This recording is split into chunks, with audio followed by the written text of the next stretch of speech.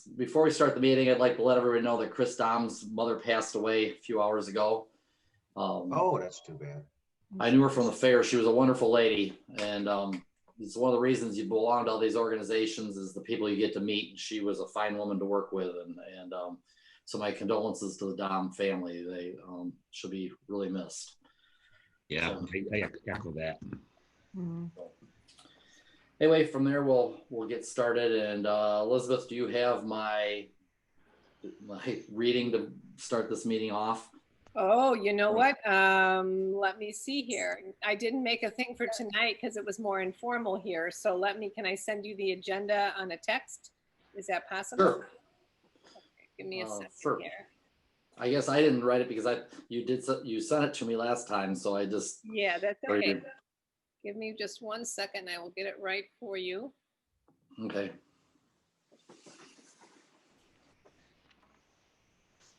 I got it on my phone. I'll put it up to the camera and you can read it off my phone. Can read it from there. Yes. I think you just invoke Governor Pritzker and say we're going to have the meeting on Zoom.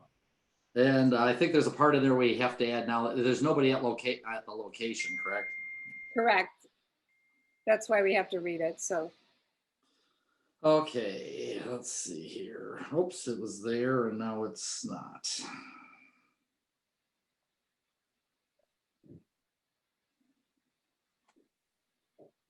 Okay.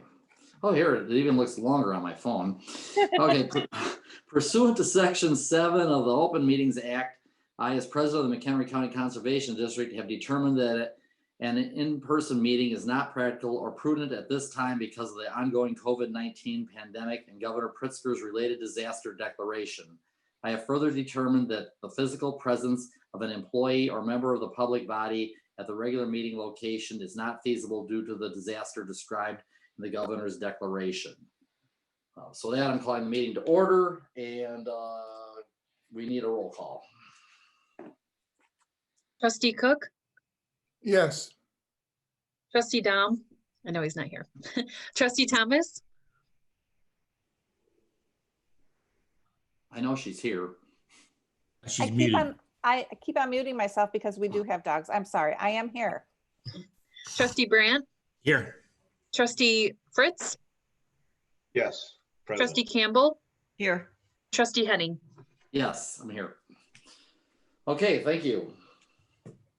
So let's see here. For roll call, we have public comments. Is there any public there to make a comment? I do not see any hands up. Okay. With that, we go to new and unfinished business, and I'm going to turn the meeting over to Treasurer Cook and to Elizabeth and to Andy. So with that, Bill, if you'd like to lead off.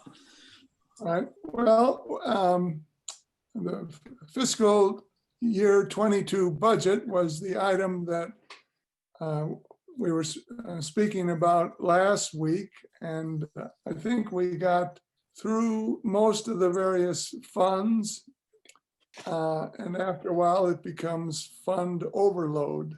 But you know, perhaps you've had time to think about the budget. Andy has some slides, some of which are review slides, and perhaps I'll ask him to, you know, refocus us, and then I have a few points that I, you know, might comment on, and then we can discuss whatever anybody wants to discuss.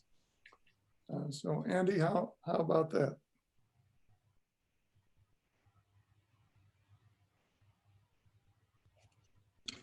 It sounds good. I got through all the presentation on all the funds, and I think the two things that I know we want to talk about is to look at the general fund capital expenditures, look at that list again. There were some questions about a couple of the items that were on there, just to make sure, you know, we've reached a conclusion on those items, and then any other questions anybody has on any of those general fund capital items, so that at the end of the meeting, you know, we know how to build the 22 budget, what capital is included, what's not.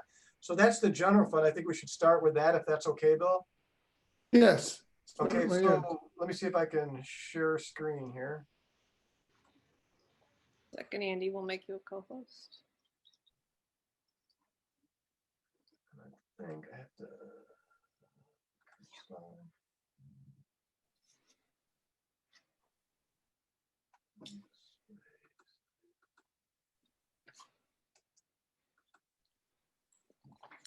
I'm gonna just, while Andy's getting organized, remind everybody that the budget as presented abated the P-TEL increase that we elected to take based on the fiscal year 19 levy.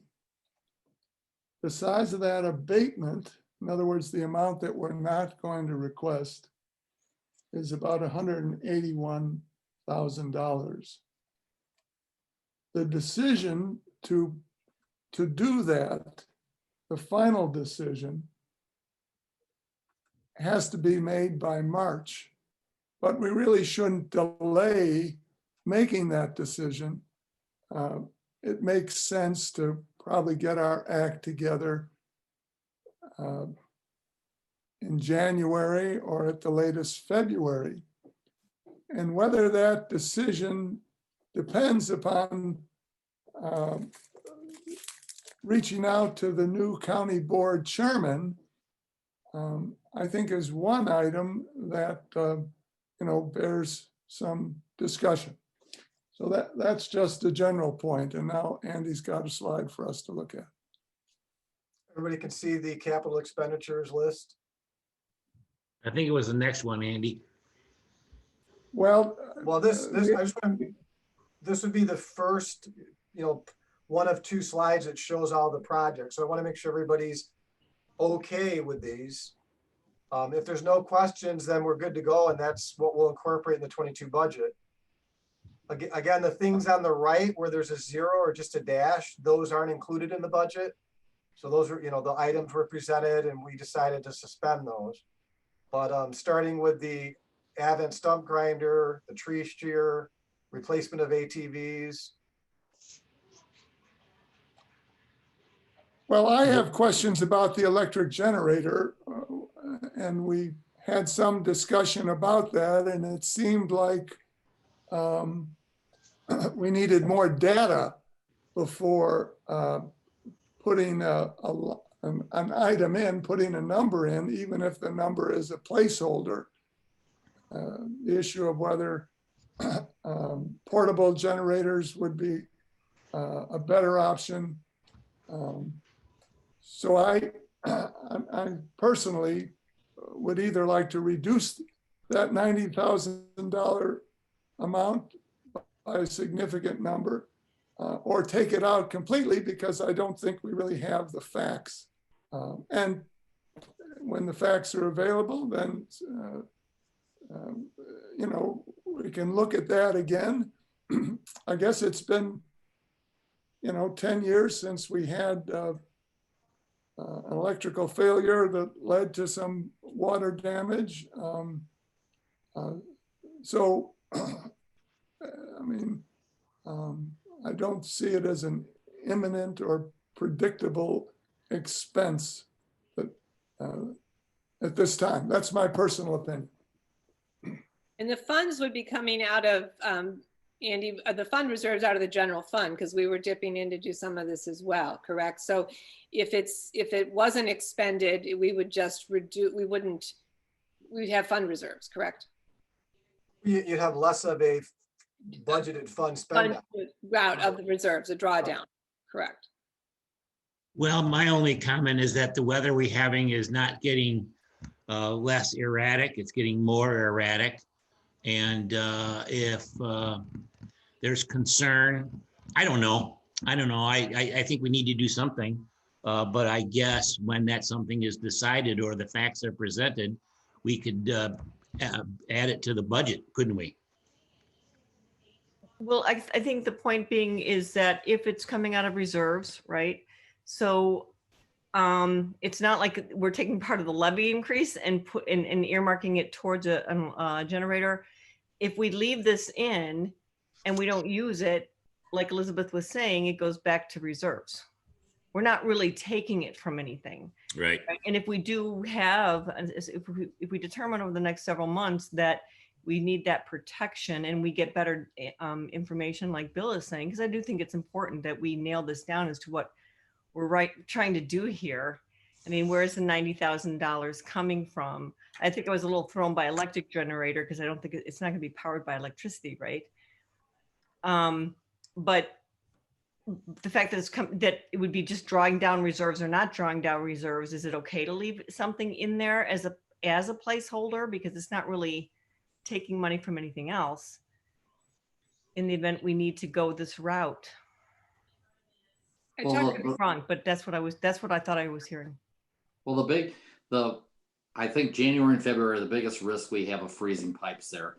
We're not going to get it done before this January and February. Well, you're right. No, that's true. So we're really only planning for, at the earliest, next winter. Okay. So that gives us time to research this. I'm sure that if we wanted it installed, we'd have it installed by next fall. So it does go in the capital expenditures that we're talking about right now, if that happened. But I think we could put any number in there, $40,000, $50,000, and whatever we want to present to the county, that's what's going to go forward. But then after that, that gives us plenty of time to decide what we're going to do. It gives us a year, or not a year, but several months, and we can work our way through that. I would certainly. What are you thinking, John? So you think we leave it there?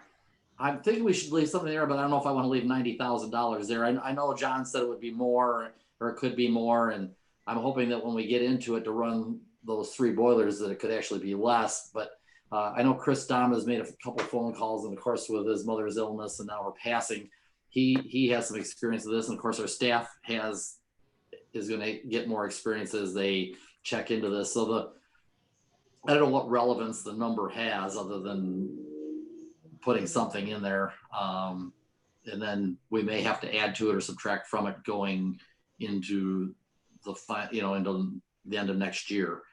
Well, I have no problem reducing the funds as long as we leave it in and know that we're working on it. I have no problem with that. I don't have a problem with that either. And I don't know what the appearance of this type of situation is, because when we go to the county board, I imagine if they look at the overall budget, we're running at a deficit.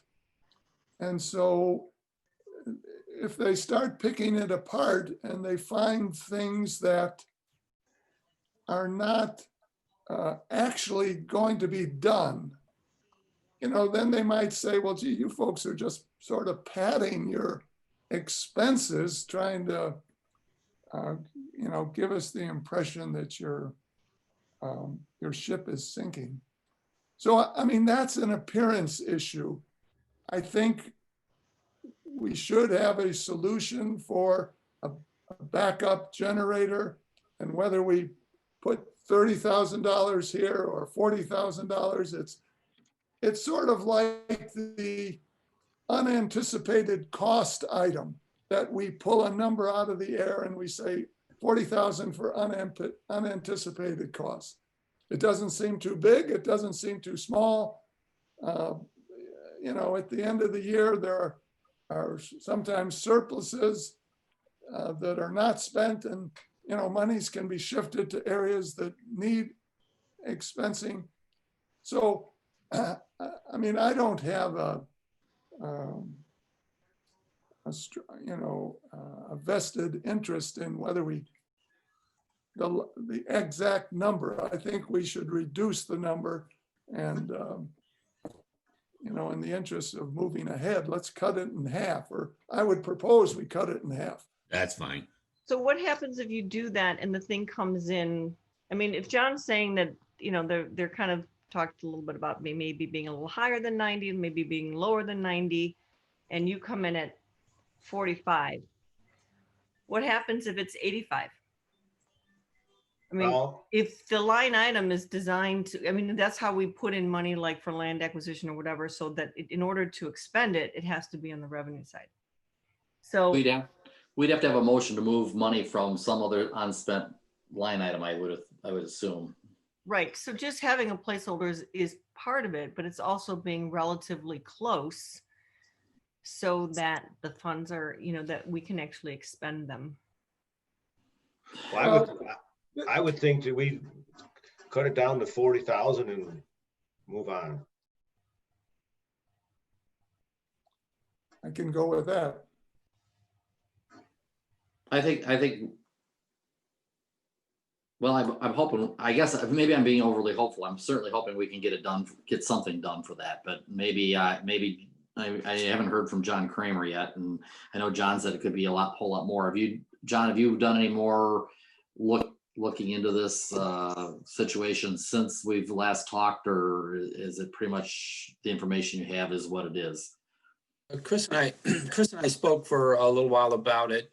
The $90,000 kind of reflects the fact that the Brookdale one that we installed 10 years ago or thereabouts was about 40,000. I think it was right at 40 or 41,000. So we know that Brookdale is a little less than half the size. So Lost Valley Visitor Center is twice the size of Brookdale.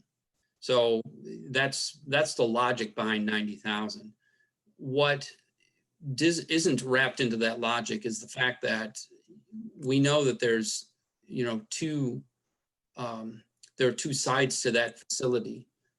There's inner wiring going back and forth. It's not like we can just power up a furnace in a house. There are furnaces, I think there's a dozen of them in that facility. HVAC units all over the place, east side, west side, upstairs, downstairs.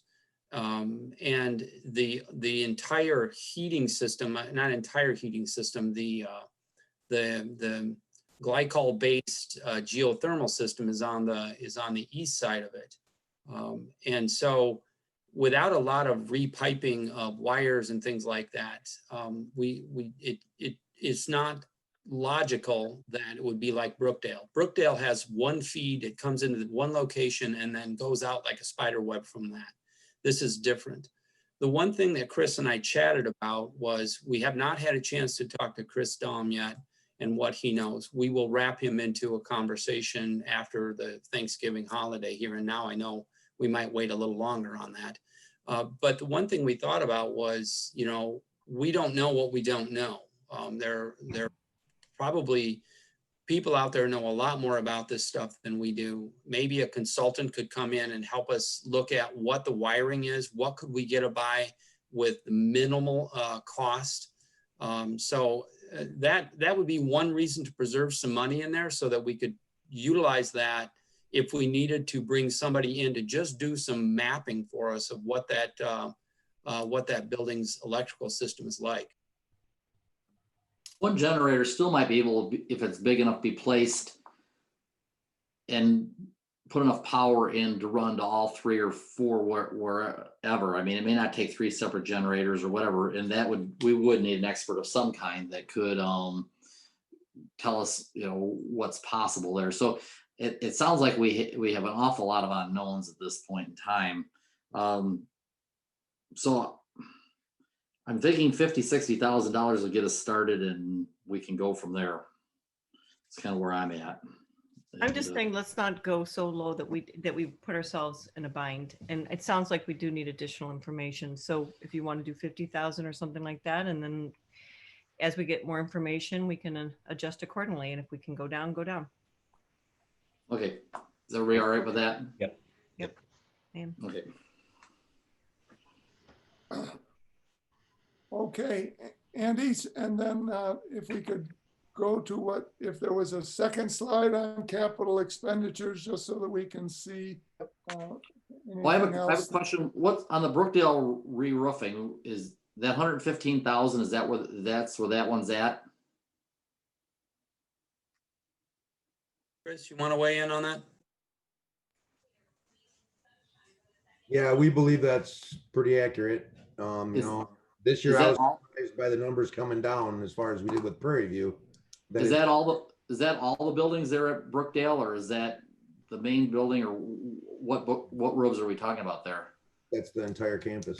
Okay, that's everything there. Okay, thank you, Chris. Oh, is that it for discussion there?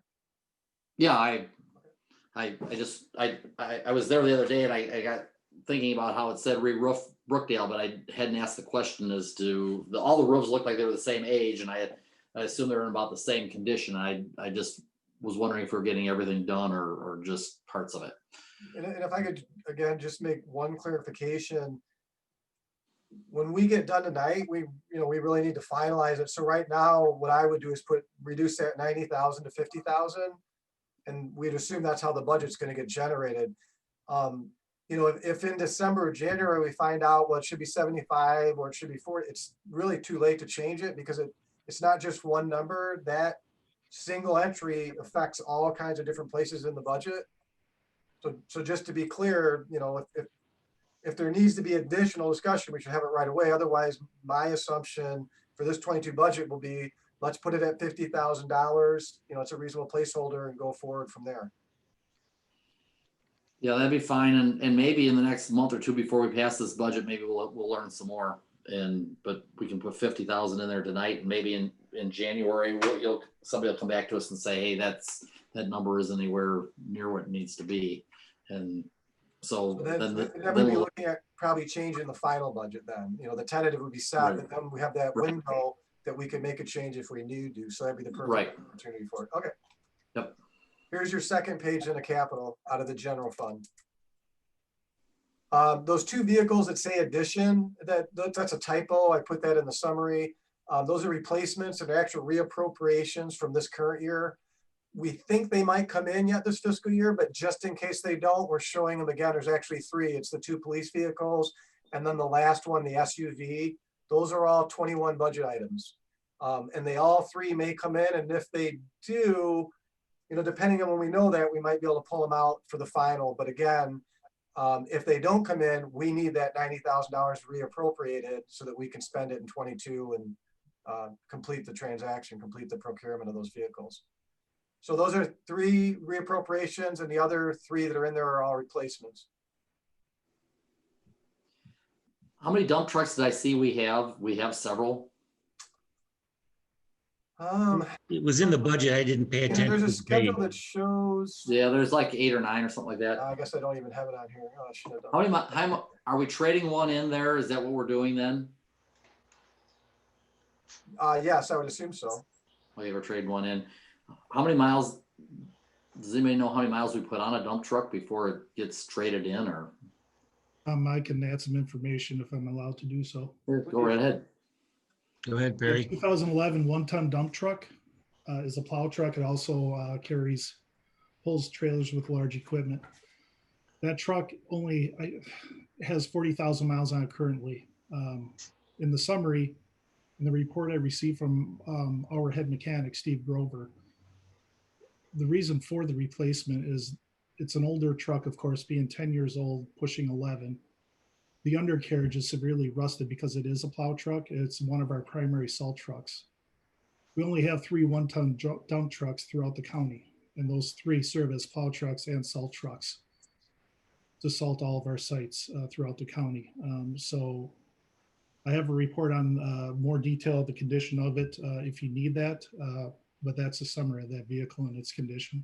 Okay, no, I don't need any more. That's perfectly fine. That's Thank you. good for me. I was just interested more than anything as to what, I don't know enough about those dump trucks. I was just wondering how many miles we get on them, and so the 55,000, is that after trade-in or is that before trade? Yeah, that's what you can buy it for. Typically, we don't do a trade-in. We purchase through the state bid vehicle purchase program, so that vehicle will be auctioned off. Typically in the past, 1-ton dumps, 3/4 tons, anything with 4x4 with plow attachments, we do get a good value purchase through Obanoff auctions, and I'm sure we'll do so with this 1-ton. So then that's based on the state, purchase program. Sure. for that cost at 55,000.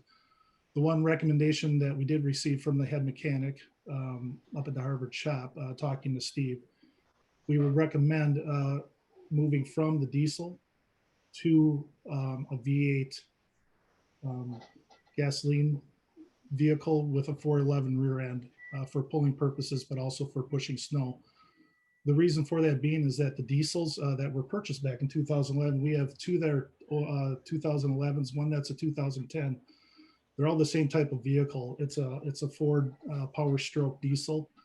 I wasn't manager at that time, not sure why they were purchased being diesels. We just don't put the mileage on them for diesels. Sure. Typically diesels, you want to push 250, 300,000 miles on those just because of what they're made for.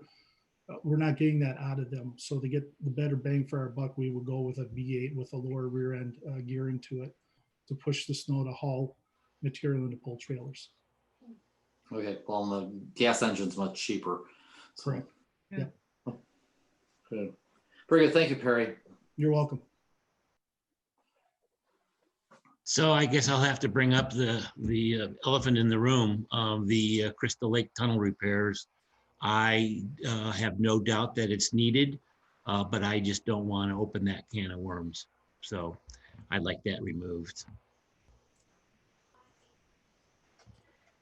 And Elizabeth, you've had some conversation with legal on that? I have, yes. So legally, as we had confirmed before, the district has no legal responsibility for the underpass. The city of Crystal Lake signed a grant agreement with IDOT for the federal funding, and that was done in 2000. There was no IGA that was signed between the Conservation District and the city of Crystal Lake, which then could have agreed to some maintenance conditions. And so there is no legal obligation. If in fact the district was to pursue doing some cost sharing or wish to make improvements, we would need to get some sort of IGA or agreement with the city to actually do improvements on their property. And that would define, and so it would be crafted in a way that just if we make an investment of 15,000, 20,000, it doesn't mean that the district assumes responsibility for the whole maintenance of the approach walls. So that would have to be crafted and agreed to.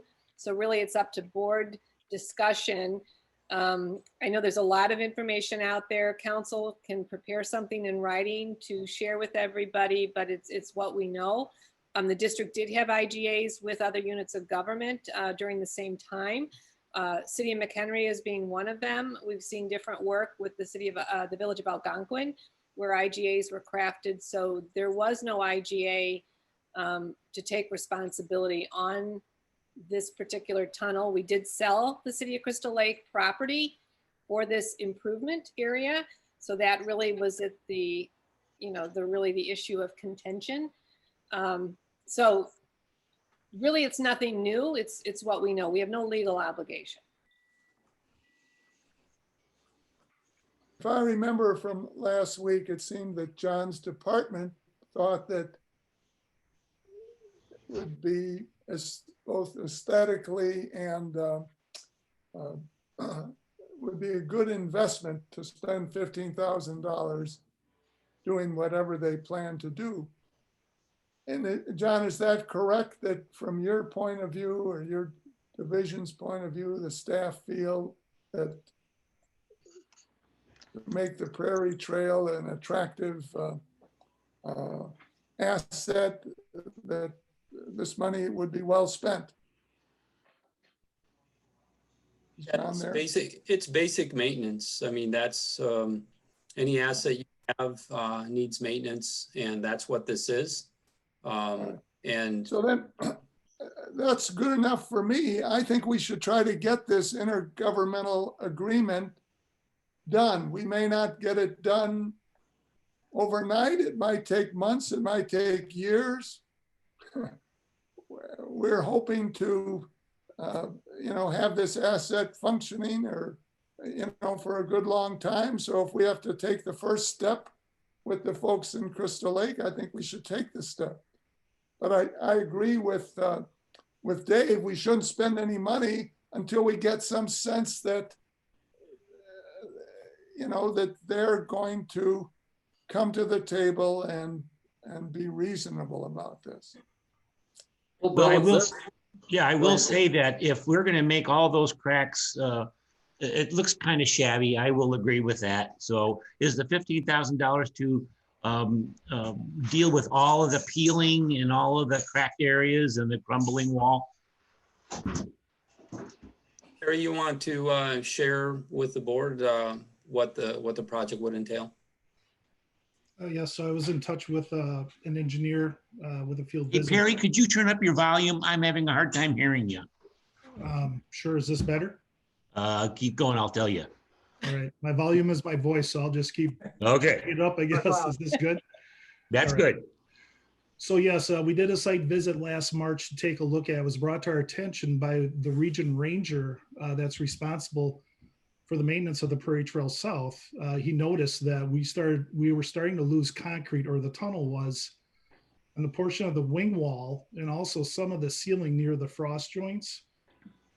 So myself and manager Peters and an engineer, we did a site visit to take a look just to get their take on it. And it's more of a repair. It's not for aesthetics. It's to repair that concrete that's starting to spall and starting to break out near the railing by the wing wall, but also near some of the frost joints, and there's some cracking. So it would be basically the 15,000 ballpark that we got for the estimate for the repairs was for the resurfacing of the concrete where it's breaking out, and also then epoxy injection, into those cracks that have been forming, the majors, like some of the major laterals. Again, to do that, it's more preventative, so it doesn't turn into something larger. Whether that's the district's responsibility or the city of Crystal Lake, we're just trying to preserve what we have. I hear you. And to make it safe for our, for our site users. Well, then I will adapt. I will say that if we can get some sort of agreement, I'm for you. I'm for it. So when you say the debris, is the debris becoming like into the path itself and it's starting to create a problem? Because it's is that also an issue? Well, so if you take a look at the tunnel and visit that tunnel in the pathway, the concrete along the railing by the wing wall is not breaking off and landing in the middle of the trail, where the major treadway is. It's along the edges. Edges, okay. But if you take a look at the ceiling of the tunnel, where the frost joints are and some of the cracking, that may eventually break off because, again, it's either directly overhead or it's at an 8 to 10 foot height where it could break off eventually and roll onto the path. Again, so we're trying to be proactive and be preventative on that, so there isn't that safety liability issue, maybe happening in the near future. It's hard to predict, but again, something small, if you don't tend to it, it could be something, more major down the road. Has anyone sent this information on to Crystal Lake? Do they know about this? That's my concern. I have not sent it on to anyone, no.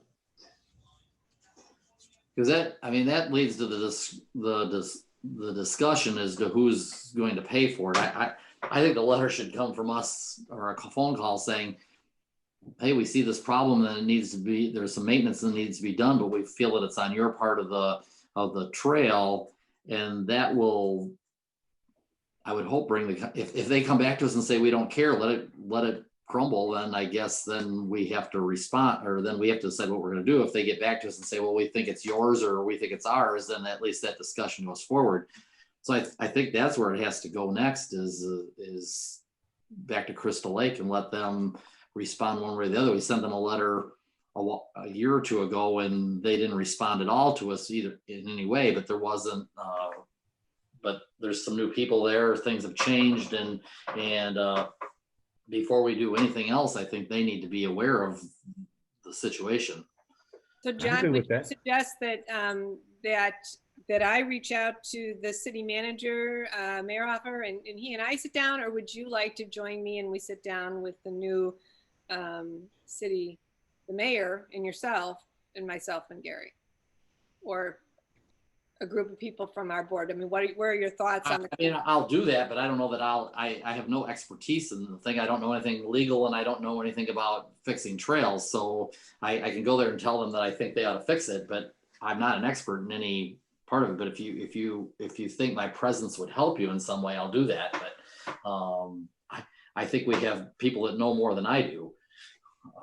But I'll do whatever you need to get this done. But I don't, from everything I'm being told, this isn't our responsibility. And I think it's good that we've checked it out, but now they need to step up and take care of it.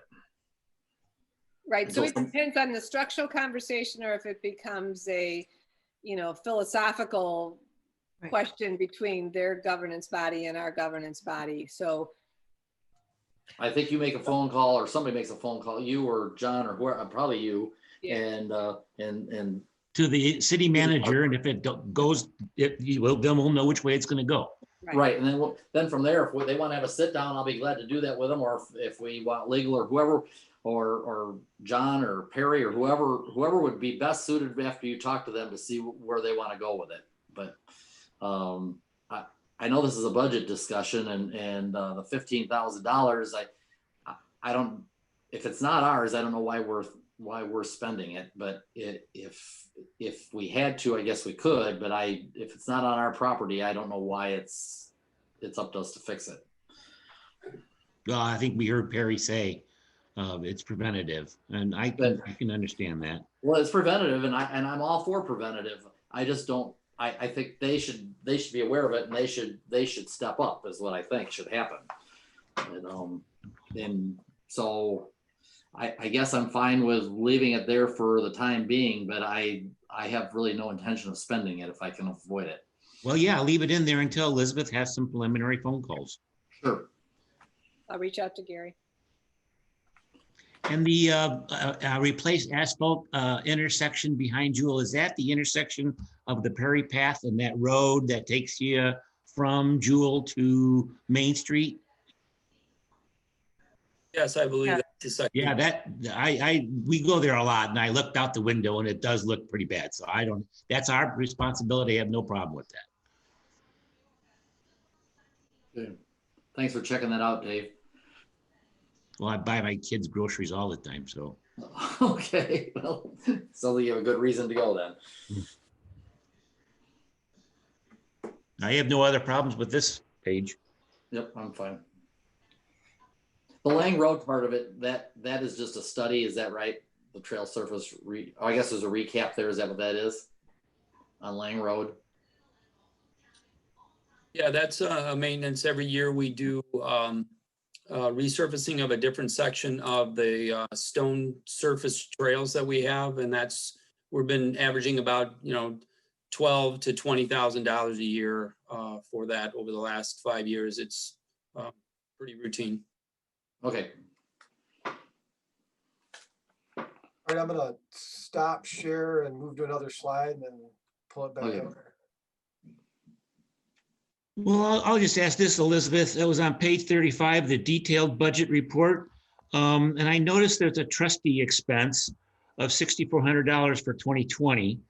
And I see that in 19, we used 6,500, and then 20 so far, 47. Just wondering what that is.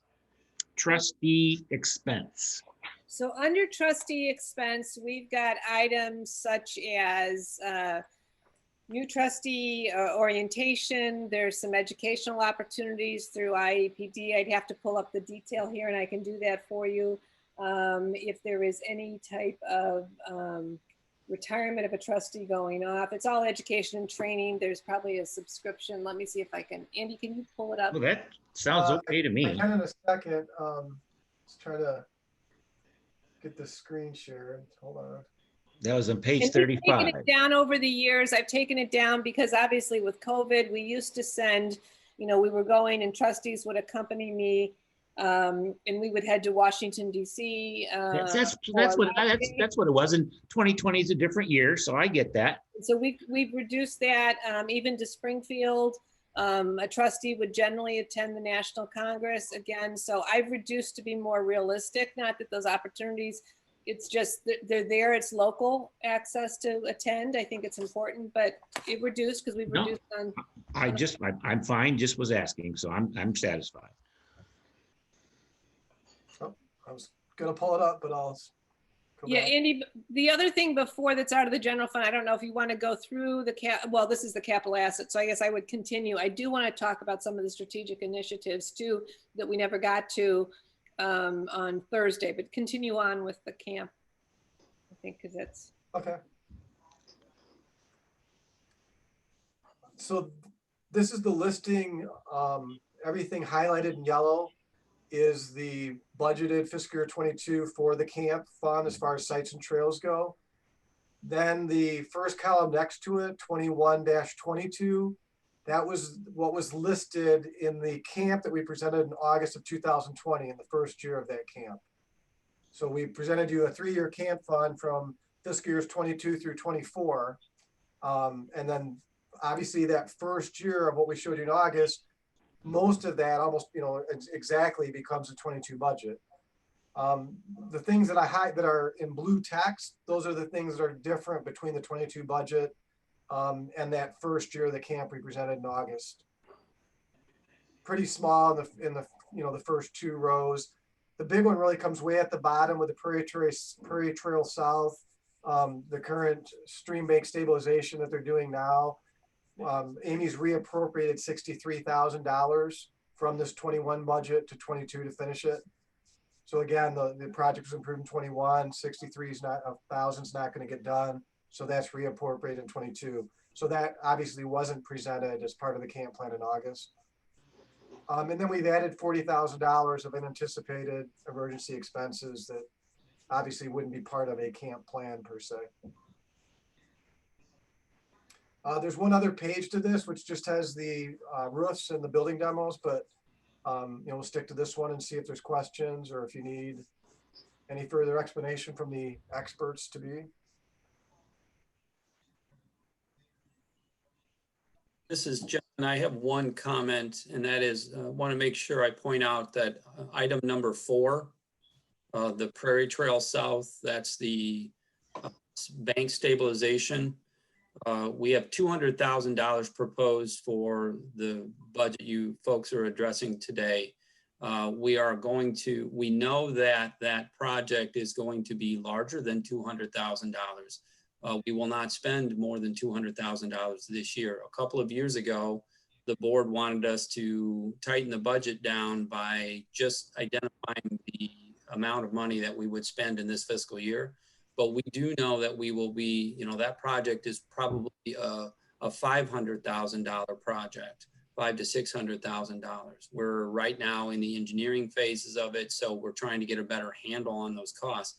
But I did not want that going by you folks without you having an understanding that that is a larger project than just the $200,000 that is in this fiscal year. And that's why you see in that column 22, 23, that additional 250. But it sounds like John's saying it's going to 250 is probably going to be 3 or maybe even more. And again, that was in the camp that was presented to you in August. Yeah, those were early estimates. The Right. 200 and 250 were early estimates. So John, so you're going to do it in phases? Is that what's going to happen here? No, I'm going to turn it over to Amy Peters. She knows a lot more about the project. I probably just exhausted what I know about it right there. Okay. John, you did great. The simple answer is yes, if we need to, we'll phase it. Again, it's just the timing of it. If we need to, we will. It just all depends on permitting and when we bid it out. Otherwise, what are you going to do? Try to get $200,000 towards the end of one fiscal year and the other $250,000 at the beginning of another fiscal year and get it all done at once?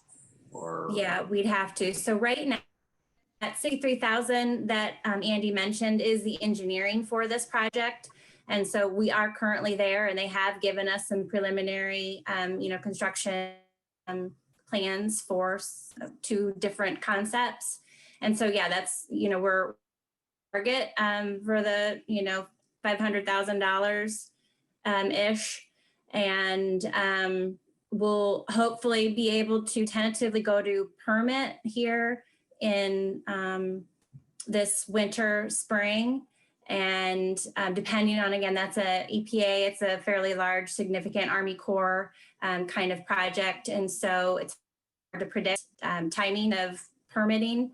And so as soon as we have those, and if that changes plans at all, we could potentially then bid this project out, this fall, or, and so again, that, yeah, however we wanted to be able to have some money. Some of the work is going to need to happen in winter time. Again, it's our major trail. So trying to hit construction season and not when people are using it as much is very difficult. And so we do have obviously some phasing available. So again, we could do the stream bank during the winter time, and then we would come back and do, the trail restoration in another phase.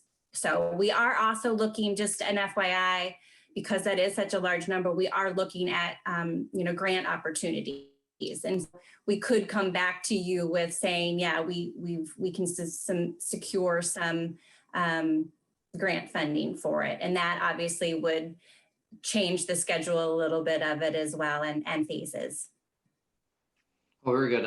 My question, what I was leading up to is if you had to do it in 2 or 3 parts, I didn't know if it was going to cost more to have people come and start, do part of it and then leave and then come back and do more versus doing it all at once. And so that's where I was really going with it, is this the least expensive way to do this project? Yes, typically it is what you said. It's more expensive to mobilize. What we would be suggesting would be different types of work. Okay. And that would be where we would break and make the phases. That way it's not the same, construction group Sure. having to mobilize to keep the costs down. But yeah, obviously we would love to be able to do it all at once. Sure. I'm not sure if it's feasible anyway with the type of project that it is, but if we could, that would be the best. Okay, thank you. Thank you, Amy. You're welcome. Thank you, Amy. You're welcome. Any other questions or comments about any of the items here? If not, I'll move on to the second page. Andy, if you could go back, I thought maybe on the FLAP grant, we did get some communication. And so this is still in play, but maybe we could have a discussion again on grants, and somehow things kind of are moving to based on our timing of preparation. Ed, Amy? We just talked about that. Didn't we just talk about that? We just applied for it. Yeah. We did, again, I wish I had better concrete answers to grants of timing. So it's going to be a little bit of some unknowns, but we did apply for FLAP grant, which was the federal funding for improvements needed at the Glacial Parks Road entrance drive. And we did just hear yesterday that that we did not receive it, that it was a huge amount of submittals, and this just wasn't going to make it any farther. But in talking with Todd Bonestra from the U.S. Fish and Wildlife, in his opinion, he said it was too early to take any of the money out, to hang on until it got a little bit further, that it was a typical if other projects fell through and ours got moved forward, and Ed confirmed that as well. So these types of federal grants, have a tendency to go a little bit back and forth before they're finalized. So we did receive it, saying no, we weren't going to get it, but we still think that we should hold on to the funding, that 71 or that 30,000,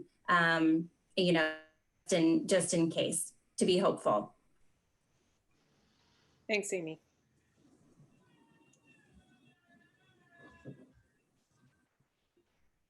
Okay.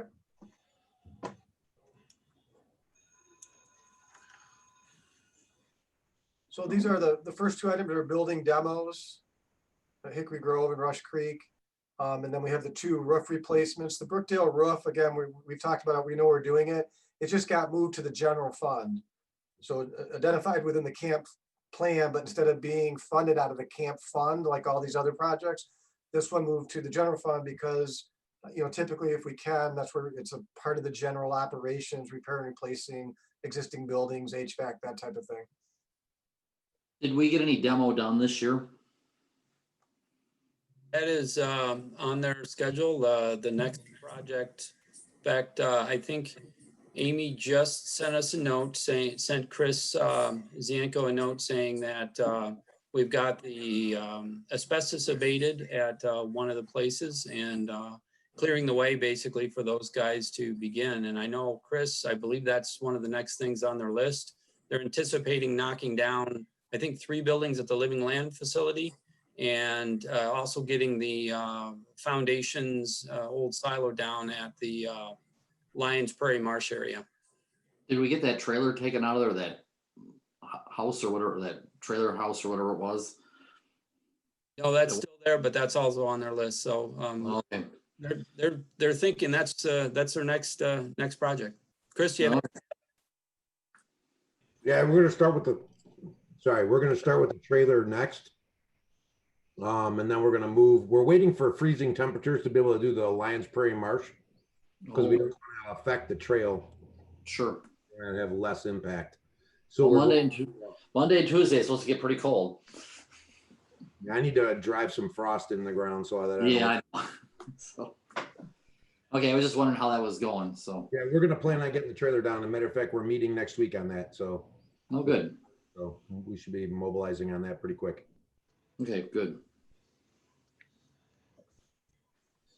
The last item is one that I would like to speak about and suggest that we remove from the budget because we haven't yet had a discussion about the McConnell Farm buildings or the Pitchin Farmstead or the Kennedy Way Station or the Fox Bluff Camp Algonquin buildings that Elizabeth had asked us to sort of review for a potential discussion. So until we have our potential discussion, I don't think we should be budgeting for any repairs. I don't get what, I'm sorry, I don't understand, Bill. What discussion was that? Well, I'll let Elizabeth explain what or clarify what she had in mind when she sent out a memo that we should make a point to visit these sites and develop in our own minds a plan for the buildings. Elizabeth, am I incorrect? No, you are spot on, Bill. Thank you. So we couldn't, due to COVID, we couldn't do a site tour, trustee tour. So each of you were asked to visit these historic building places to which we may have master plans for or not, but there's no active use in these facilities. And so we need a decision one way or the other. Either we make a commitment to retain them or we divest, and otherwise nature is going to do its part and it will divest it for us and we will lose them. So John is working, obviously with COVID, there's been a lot of activity. It is our anticipation to have this conversation with you in December and kind of go over and have a discussion on each of the campuses. And then you can prioritize of whether you agree, disagree, you know, and kind of share with you what would need to be done in each of those spaces if we were to move forward. The McConnell was identified, I think, because that was the one that was on our listing. And so if we take it out and you decide that we need to move on it sooner than later, I guess Chris and John could speak to the Well, urgency. I just have to add a little comment though, that that's an historic site. And if we were to say, and we have every intention of saving the house, by not saving the barn, why are we even doing the barn is spectacular and it's just as important to the site as the house is. So I've been in the barn, it is absolutely spectacular. And can any anybody tell me from experience, they stop maintaining a barn and how long it deteriorates rather quickly. So that is a special thing to my heart, and I would hate to see that go. But I think the answer is for all these sites, it's a site-by-site issue. Yeah, I don't think we can blanket everything. That is important to me. Well, I don't disagree that it's a site-by-site issue. I'm just saying that as someone who walked through the barn for the first time and looked at the other buildings and looked at the plot of ground around it and read the master plan that was approved by the board in 2006, which estimated the cost of a 6-phase restoration at approximately $1,300,000 with annual maintenance costs to be borne by the district, not from this foundation, of about $28,000. As much as you can have an aesthetic appreciation for big old wooden structures, and just imagining how they were built and all the things that went on in them for such a long period of time. The idea that the district has the wherewithal to preserve it and a plan to utilize it for educational or any other purposes, to me is a stretch. And it will be a very difficult discussion, but I don't think we should be committing any money at this time, for a roof repair. That's Dave. So no, you have every right to say it. I've heard you, and I think I've been heard. So we'll let we'll see where it goes. So the question of what to do with this $45,000 in the budget, perhaps we can have a vote on it, and if people vote to keep it in, that's fine. I'll accept that. I think I was expecting. Anyone else have something they'd like to say? Yeah, I think I was expecting that we were going to have a larger, broader discussion based on the tour and the different buildings that we have charge over and what their historical significance and looking at past plans.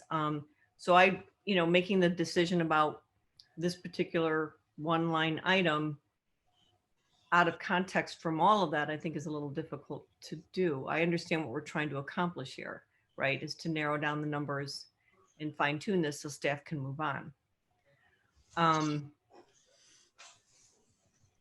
But I was thinking that we would probably have a broader discussion of how this. It sounds like that's on tap for December.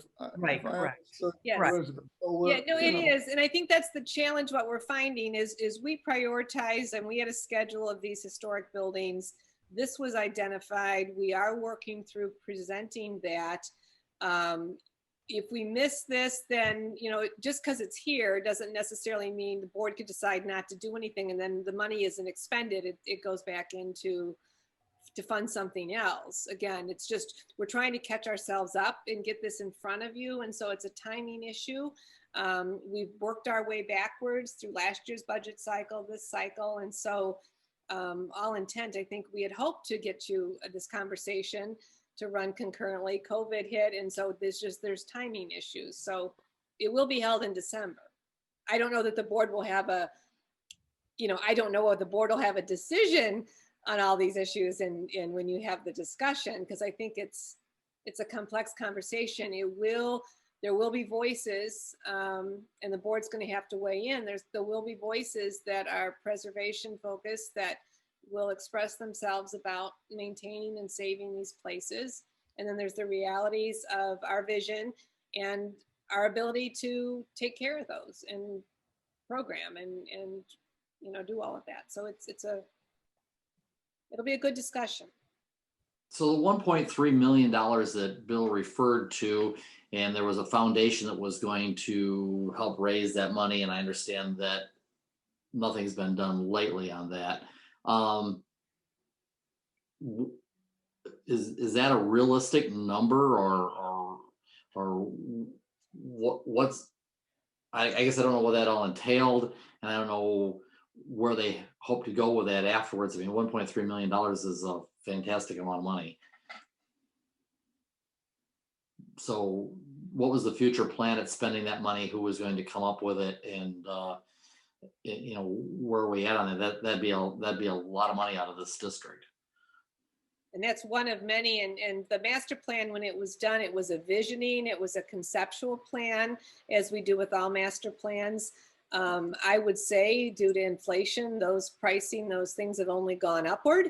And it would probably need to be looked at again to see, you know, are the components that were envisioned still relevant? Amy, I know you worked on that. Do you have anything to state about the master plan for McConnell? No, I wouldn't say anything differently than you did, Elizabeth. You know, it's numbers from 2006. The thrust was to have an educational and technological exhibit for children and anyone interested in late 19th century engineering as it related to a farm, a Midwestern farm. And I'm, you know,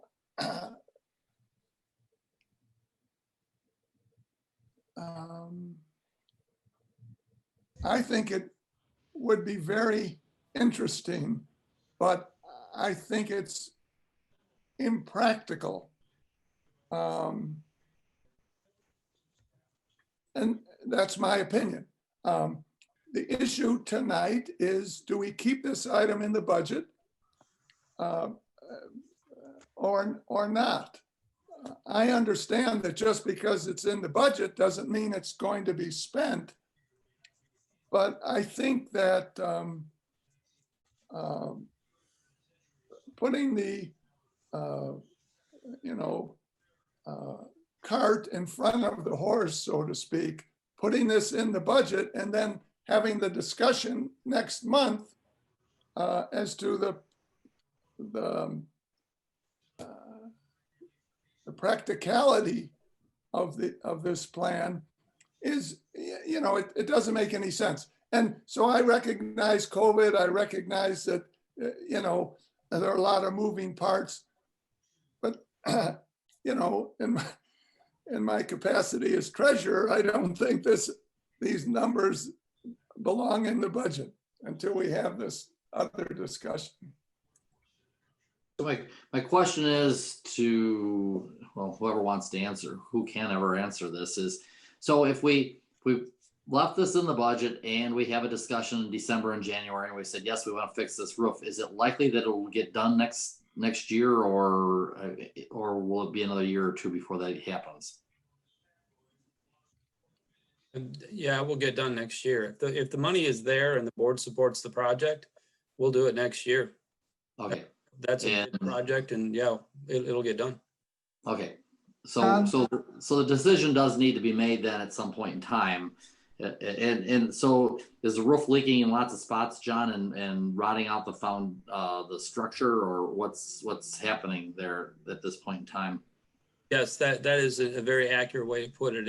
If the reason it's in there is because we can't wait anymore. If the board doesn't want the project, that's okay. The staff, you know, is we put it in there because it has to be done if we're going to preserve the barn. And so really the board needs to make a decision on whether we need to preserve the barn or not. Okay, so we need to have this in the budget so we could do it in probably next summer if we decide to do that. If we decide not to do it at that time, then that $45,000 would not be spent. Correct. Yeah, that's correct. Okay. All right, so we need to, that will be a tough decision to be made. I mean, everybody likes old barns. On the other hand, how much do we like them? I guess is the question. So, Several, and we have several. yes. We're on the save list. Okay, and we need to look at everything we have as a whole, and how many of them do we need, and where do they fit into our operation? I mean, if we have one or two of these for people to go and visit, that's great. 7 of them, I don't know that or however many we would have, I don't know if that's something that we can afford to keep up that many barns. I shared with Bill earlier today that we had a barn on ours that had been there for a long time, and we ended up taking it down because it was too expensive for my farm and family to keep it up, and it would become dangerous. And sometimes those tough decisions have to be made. So anyway, I guess it needs to stay in there until we have that discussion, because if it needs to be roofed next summer and we decide to roof it, we need the money in the budget. But if we decide not to, then that money won't be spent. Well, I'm for a new roof. Is it appropriate at this point, just to have a vote on who wishes to keep this in the fiscal year 22 budget at this time? And who? That'll move us off dead center, Bill. Can I just make one clarification? If you don't put it in tonight, then the tentative won't have it. We can add it after February between the tentative and final, but there's just no way to make a change in December and then work that all the way through and get that finished packet to the board in time. So just a clarification. Say that again, Andy. Say it again. If we decide tonight to not have this in the 22 budget, we can't add it in front of the tentative budget. So you'll be approving the tentative budget in January. I couldn't add this. I can't make a change in December and then repackage all this and get it to you. So whatever you decide tonight, that's how the tentative will look. We could, after the tentative's approved, we do have time to make changes between that and the final budget. So we can add back. So we leave it in until. So if we take it out now, if the consensus is to not have it in, then just know that's how the tentative will look. It won't be in the tentative budget that you approve in January. There's no way there's really not enough time to change that if there's only, a December regular board meeting. If you leave it in, the same thing. If it gets left in today, the tentative you get in January will include it. If for some reason, after the tentative is approved, we have 30 days, we could make a change between the tentative and final. So we could, make a change, this change and any other change we want in that 30-day window. Well, then I recommend we leave it in until after the tentative. I would rather leave it in until we have a discussion, and then if we need to take it out in January, we take it out. Bingo. Me too. We still need to have the discussion of the broader issue of what role are we going to play in the preservation of our history? And that's in some sense, it's a philosophical discussion, but it is part of our statute and our mandate, right? And some of it is, that's true. And then it comes down to how many of these do we have? How many do we have, and how many can we afford to have? Well, there was only this list, if I remember, there was Kennedy Way Station, McConnell Farmstead, Pitchin Farmstead, Fox Bluff Trib Building, Fox Bluff Spring Barn, and the Board of Trade at Fox Bluff. Those are what we're talking about, right?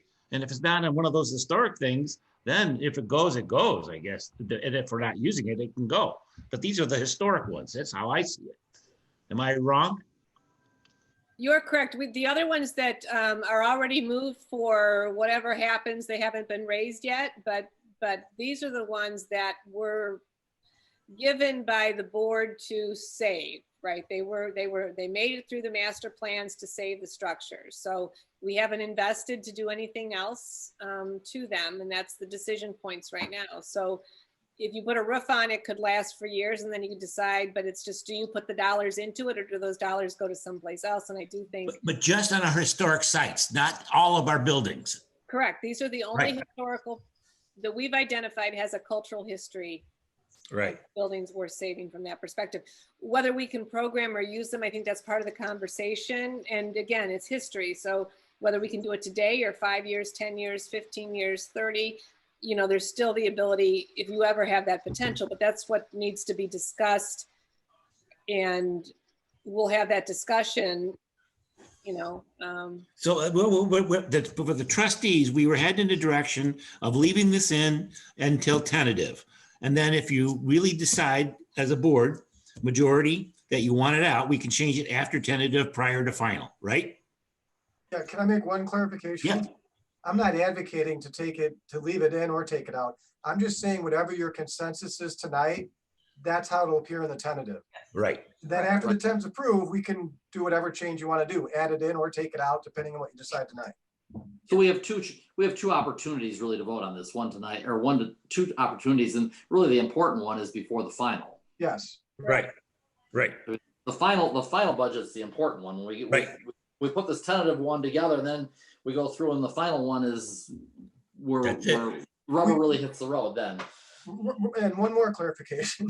Okay. So it's okay to make a few changes between the tentative and final. Right. But that's not the time, you know, to make a lot of changes all over the tentative budget. Otherwise, why were you ever having a public hearing on a tentative budget? Correct. You know, so again, it's okay. Hey, we did the tentative, we made these 2, 3, maybe it's 4 changes, here they are.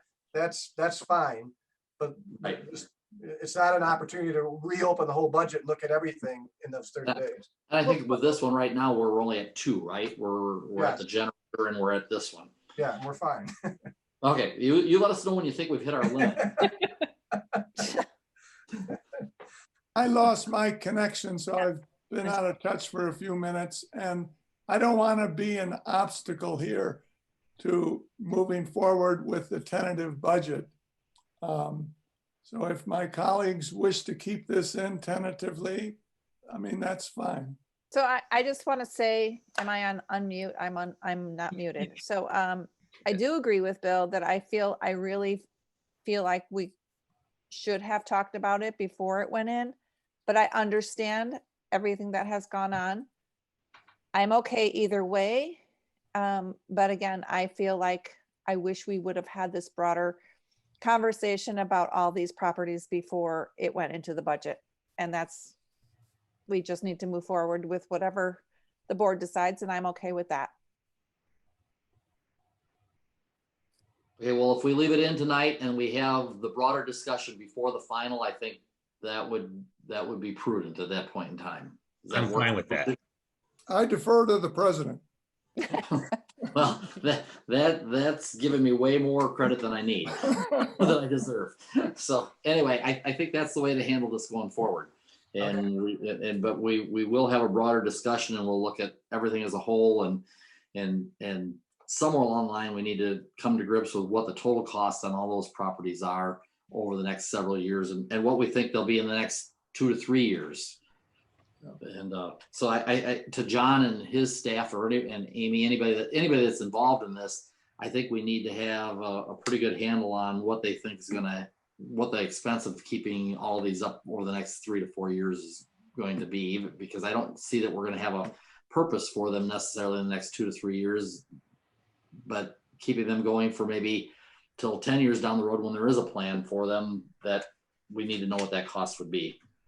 And that would be for December's meeting, John?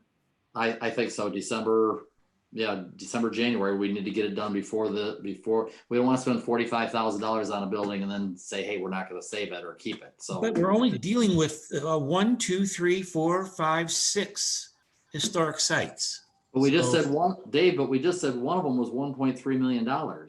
Yeah, I hear you. I mean, we're not talking just $45,000 here. We're talking about, if you take all of them and multiply them out by $1.3 million, and they wouldn't all necessarily be that, but some of them might be more, some might be less, but we are talking several $1 million here. Mm-hmm. I'm aware of that. Yeah, well, that's where I'm coming from. I'm not just looking at this 45,000. I'm looking at the 1.3 million or whatever it would be. And this would be the first. Can I ask a question for clarification? Sure.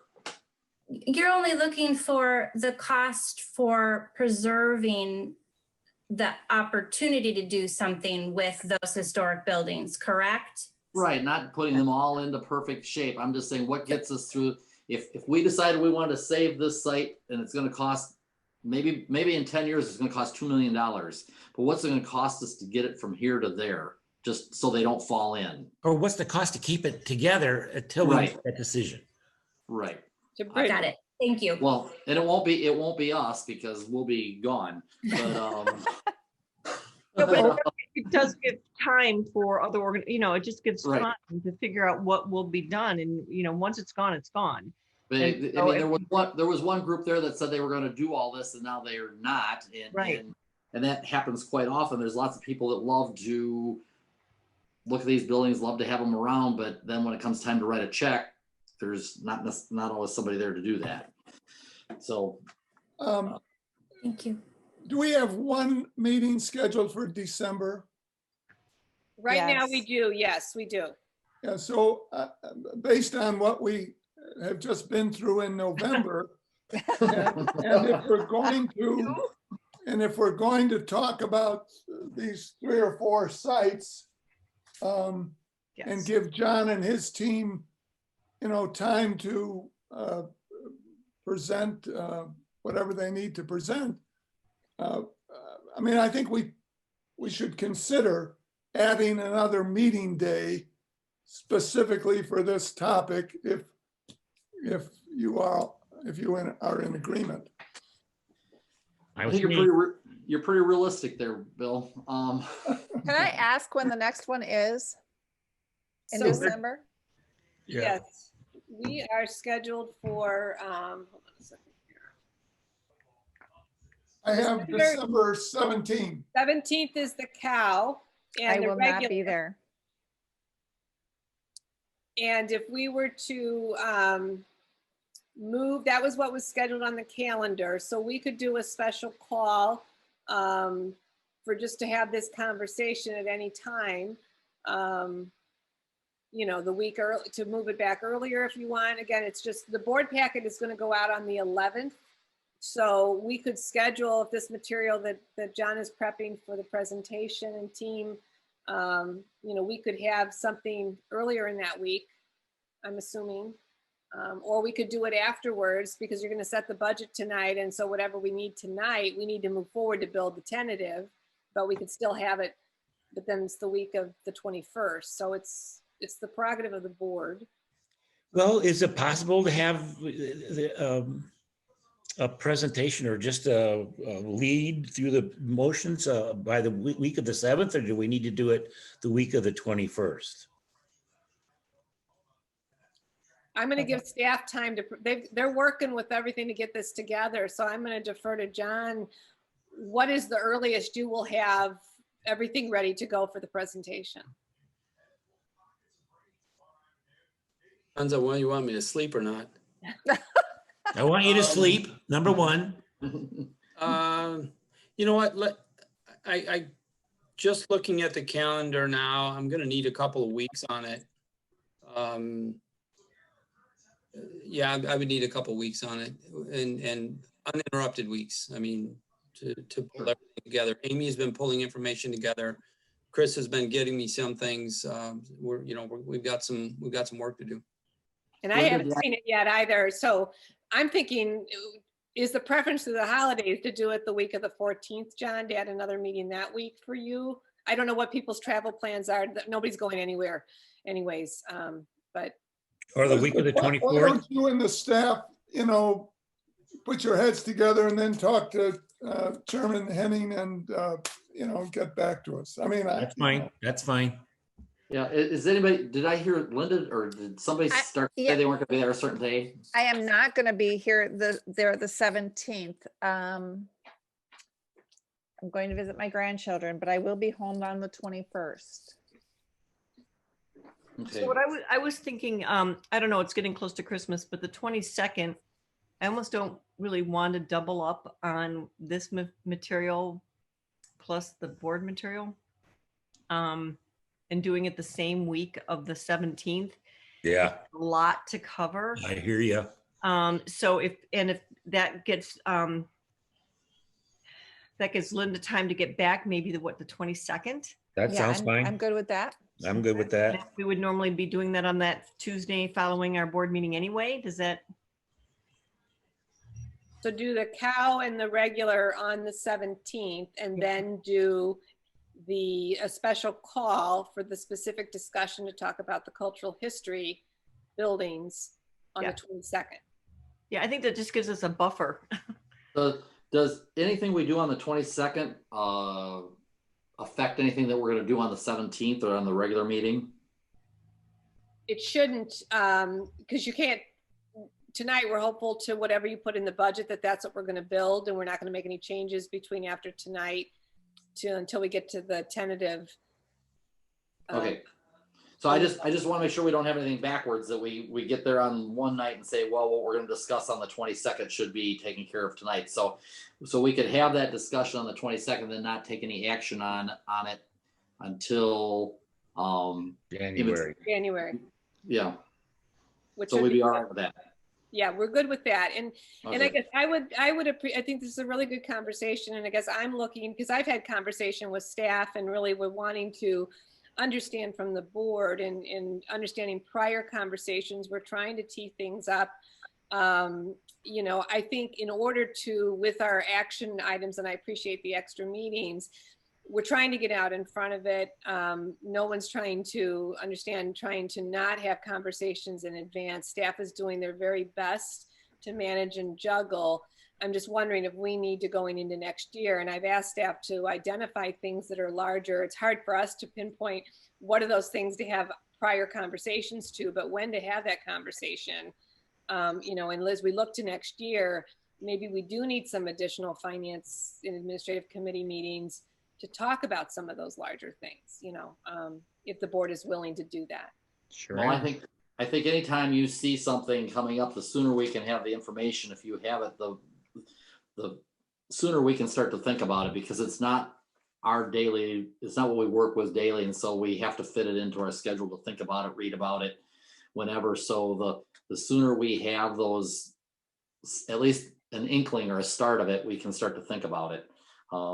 Because we do go on and do other things, and we just I'm sure, at least for me, I shouldn't talk for the rest of the board, sometimes I'm a little slow on the uptake on some of this stuff, so I need to get up to speed as quick as I can. And if we can introduce it without having it fully baked, so to speak, because I think it's the four corners of the deal, so it may appear that we don't have, it's a moving target. And so, you know, that's what I think is being balanced, of having staff being able to get all it answered so we can answer any questions, versus just, hey, by the way, we anticipate we need to have a conversation, which we've been talking about. We need to have a conversation on these buildings. It's just trying to get it so we can move you on that place to have an informed conversation, right? Well, and sometimes if you just throw it out there, we can ask some questions, and then maybe there are questions that you didn't anticipate or staff didn't anticipate, so then that gives them a chance to look it up, versus if we have to make a decision right away. So I think that's fine. If you see something coming down the road, we need the sooner we know about it, the better. Right. And I think by the discussion, just like we're having, you know, we see things from maybe a perspective, and then, I mean, that's why you have a board. You guys see things from our different walks of life and from different thoughts that we hadn't even considered. So conversations are always welcome. Good. I think that's the way to move forward. Yeah, great. Thank you. All right, Thank you. Andy, was there anything else in particular that needed to be brought forward regarding the fiscal year 22? I have a couple of comments that I had jotted down that, you know, just summarize my reaction to the budget. So not on my end. I know Elizabeth wants to, I think, talk about some of the strategic highlights, some of the things that are in the general fund budget, or possibly other funds too. Yeah, can I share, Andy? Yeah, I'm going to stop the share here. There you go.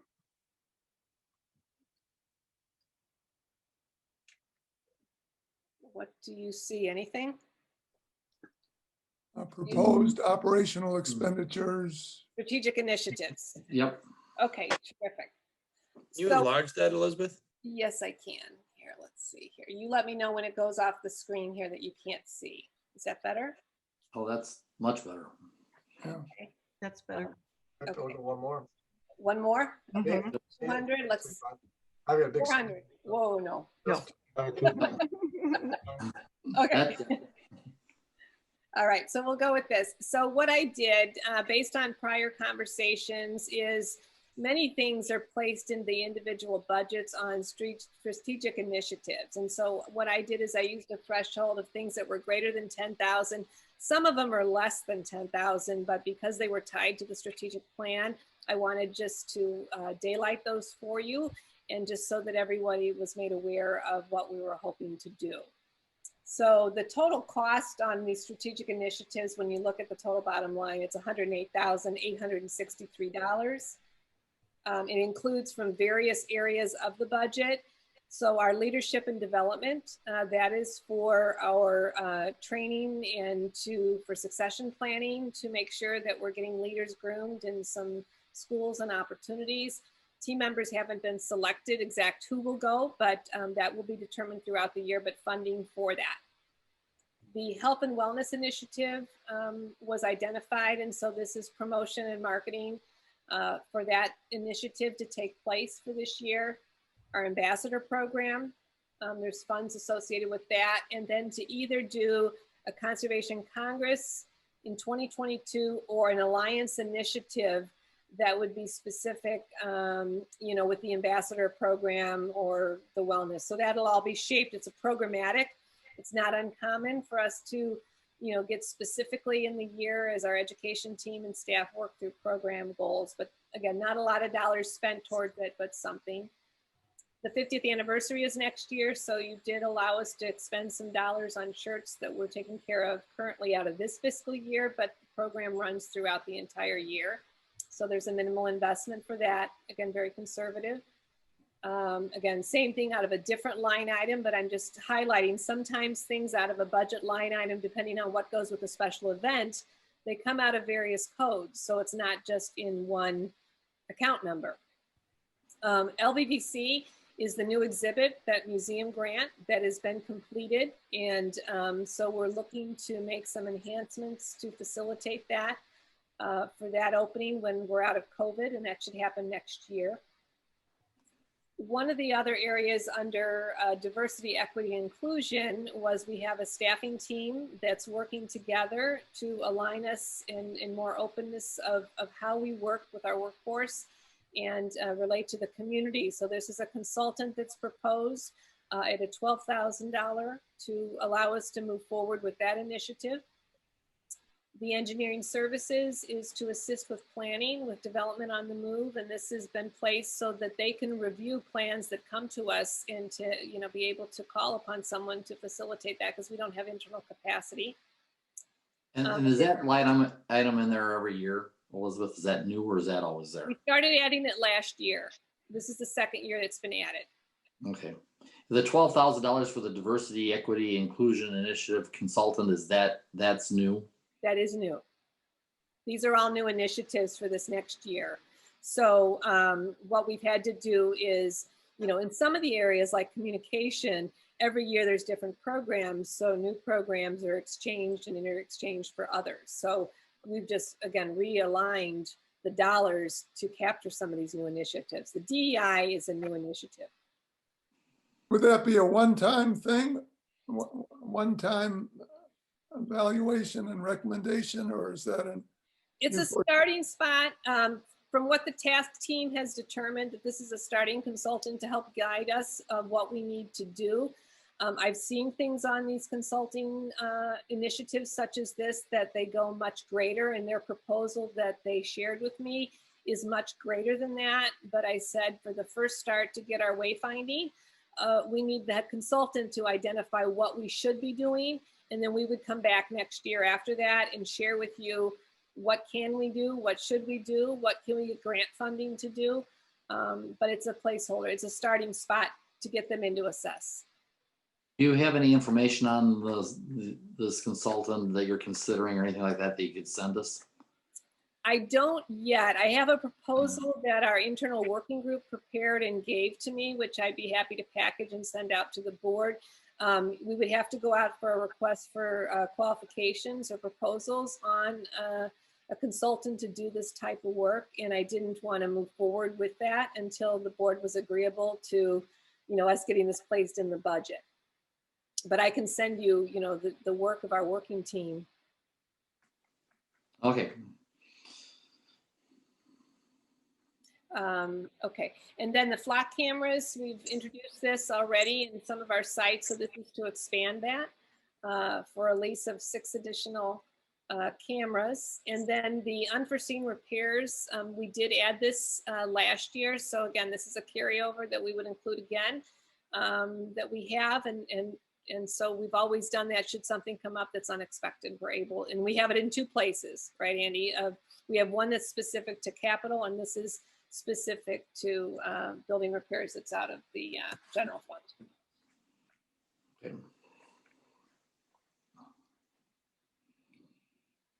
Any questions on these initiatives? And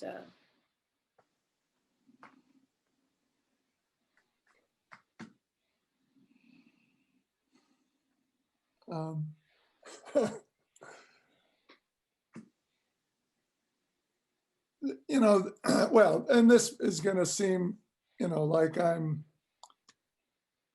sort of a dinosaur, but diversity, equity, and inclusion initiative consultant, to me, sounds, like a progressive.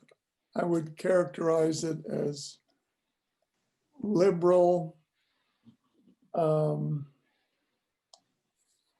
concept.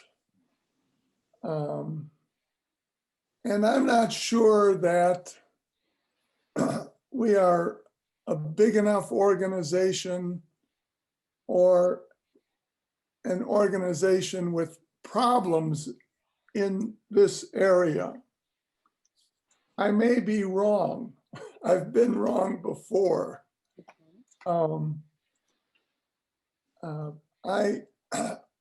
This probably is not something that I would prioritize unless the administration sort of feels they're getting a groundswell from the employees that people are unhappy because of perceived inequities. And I'll let it go at that. I'd have to agree with you, Bill. It's the $12,000 that I guess if this was my company, I owned it, I wouldn't spend it. Is where I'm at. Yeah. Until somebody proves something different to me, that's probably not $12,000 that I would spend. But so, well, what is it exactly entail, Elizabeth? So there has been a lot of, obviously, every community, and I go back to the strategic plan, which was placed in there as an objective, and that was to explore and seek to implement systematic policies and training opportunities incorporating diversity, equity, and inclusion principles to attract and retain a diverse and talented team of employees at the same level of diversity as represented in the community according to the U.S. Census Bureau demographic reports. So this is an assessment by a consultant to see if there are any barriers, what is, we know that the demographics is changing.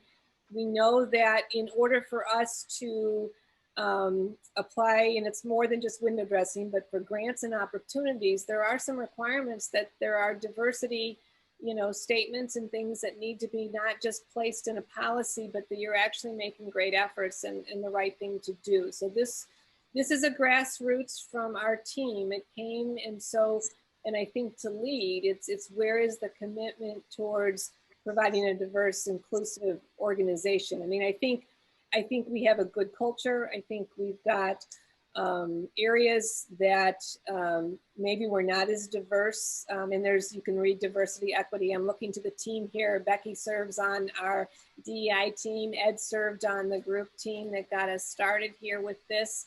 And you're right. I think there are different thoughts on where should we be? And so again, I'm not looking at $100,000. I mean, I'm looking at some proposals that other forest preserve districts have placed out there. They've had issues and they've had to embrace this in full force. But We heard from John and from Bill, but I'd rather not stick our head in the sand and ignore it.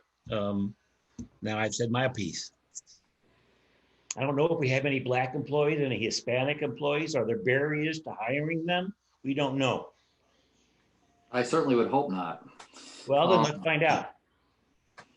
I can't imagine that there would be. Let's find out. What did we, well, we just went through hiring somebody for Ann. Did we have very many minorities apply for Ann's job or? in the interviews, into the final interviews, or at least in the tier cut that got interviews, yes, we had diverse applicants. Okay. If we're looking at just, you know, again, the district hires the most qualified candidates for this position. You know, it's, I think, I don't know.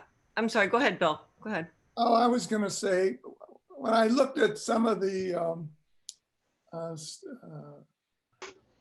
positions and the length of time that our staff has been in those positions, we honestly don't have a great turnover. In other words, if people are staying with the district because they're satisfied and they're staying for 10, 15, 20, 30 years, it's going to take time to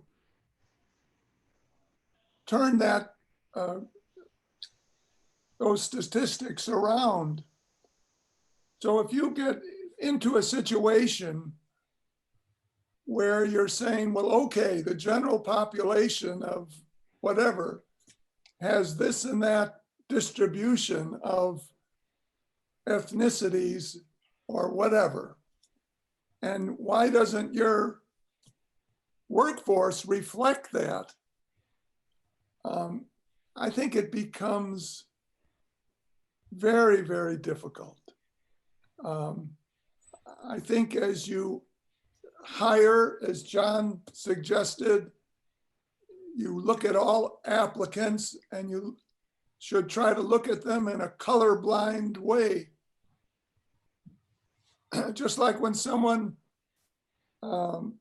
tries out for a symphonic orchestra, they put up a screen so that the people listening can't see what's on the other side of the screen. They can just hear the music. And then they make their selection based on, you know, the quality of the person's playing rather than some preconceived notion of who they want in the orchestra. I don't deny that these are societal issues. I just am not sure that getting an outside consultant to come in and critique your organization and then give you markers, and then you're left with, you know, trying to fulfill those arbitrary suggestions. You know, it's not the way I would go personally. Well, if I'm not, just to since I've never been through like a DEI process, right? I know a lot of the private companies are actually implementing them to try to get a sense of what their culture is. We cannot hire beyond who applies, right? And as long as our workforce reflects our community, that's really what's important, right?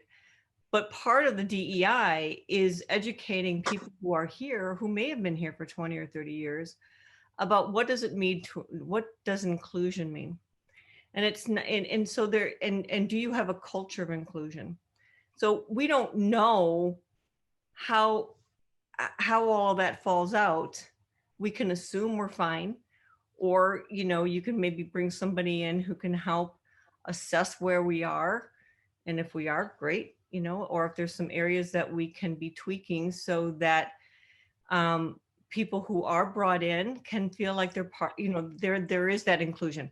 again, this is not as far as I know, this is not a process of making sure that you have so many people of different backgrounds. I mean, you're going to reflect your community. And right now we kind of do, right? We don't have a ton of diversity in McHenry County, but it's the policies and the programs that are in place to promote and allow for and to teach people about inclusion and acceptance. And what does that mean? What does that look like? And are we doing that? And if we are, whether or not we end up, and if we're making those efforts, it sounds like some of the grant opportunities are due and in some sense are based on, are you implementing policies and programs that promote this, right? So I don't know, I guess I'm not willing to say that, without somebody coming in and taking a look, I wouldn't be in a position to say that, hey, we're fine, let's not worry about it.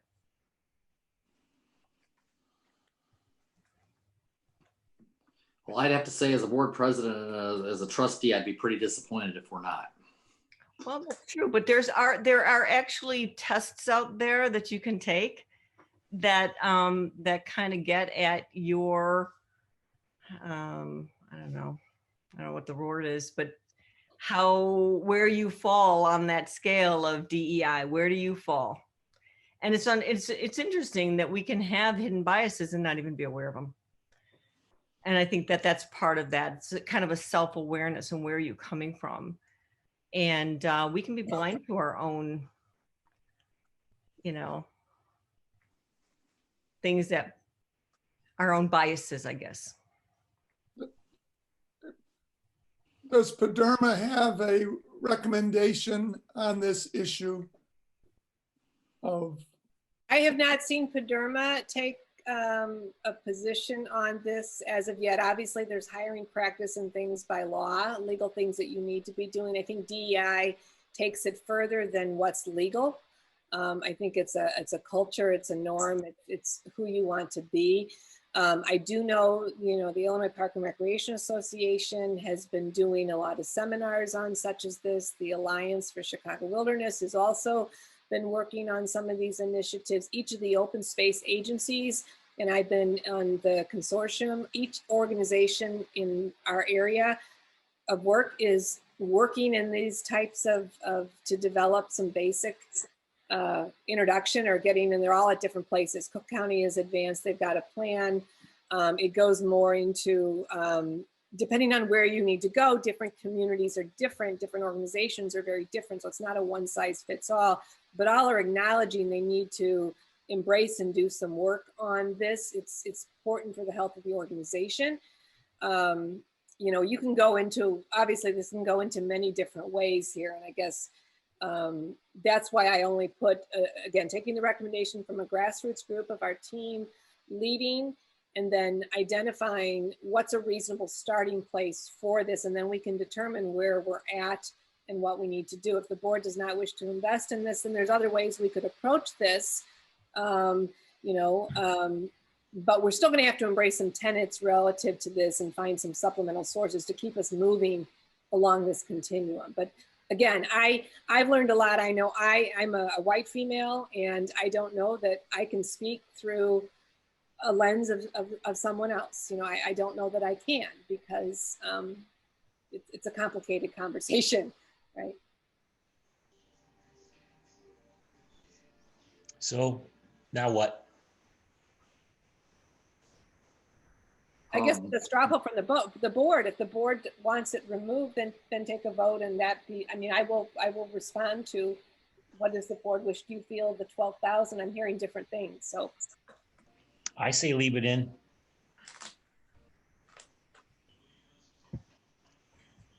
I'm fine with leaving it in. I think there's a lot more to it. I think there's resources online if you want to go and kind of, there's tests, there's identify your bias through the implicit association test. That's through Harvard University. There's how to be a more inclusive leader. It's talking about how do you develop those skills? How do you where are you coming from? And you're right. I mean, we all come from a different lens. I can't speak for anybody other than myself. And I'm almost afraid to take these tests because you just don't know. Oh boy, I didn't realize I had that going on. So I think it's just that awareness and that training. So I'm fine with leaving it in for now.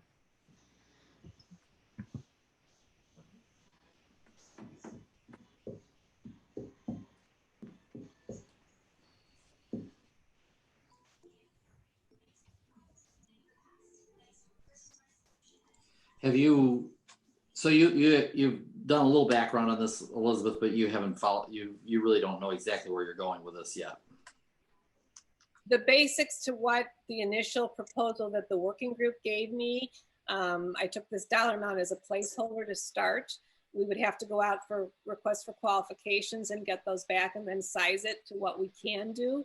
And again, if it's cost prohibitive, then it will end up, you know, but there are efforts in a variety of different ways to approach this. So this is our first blush.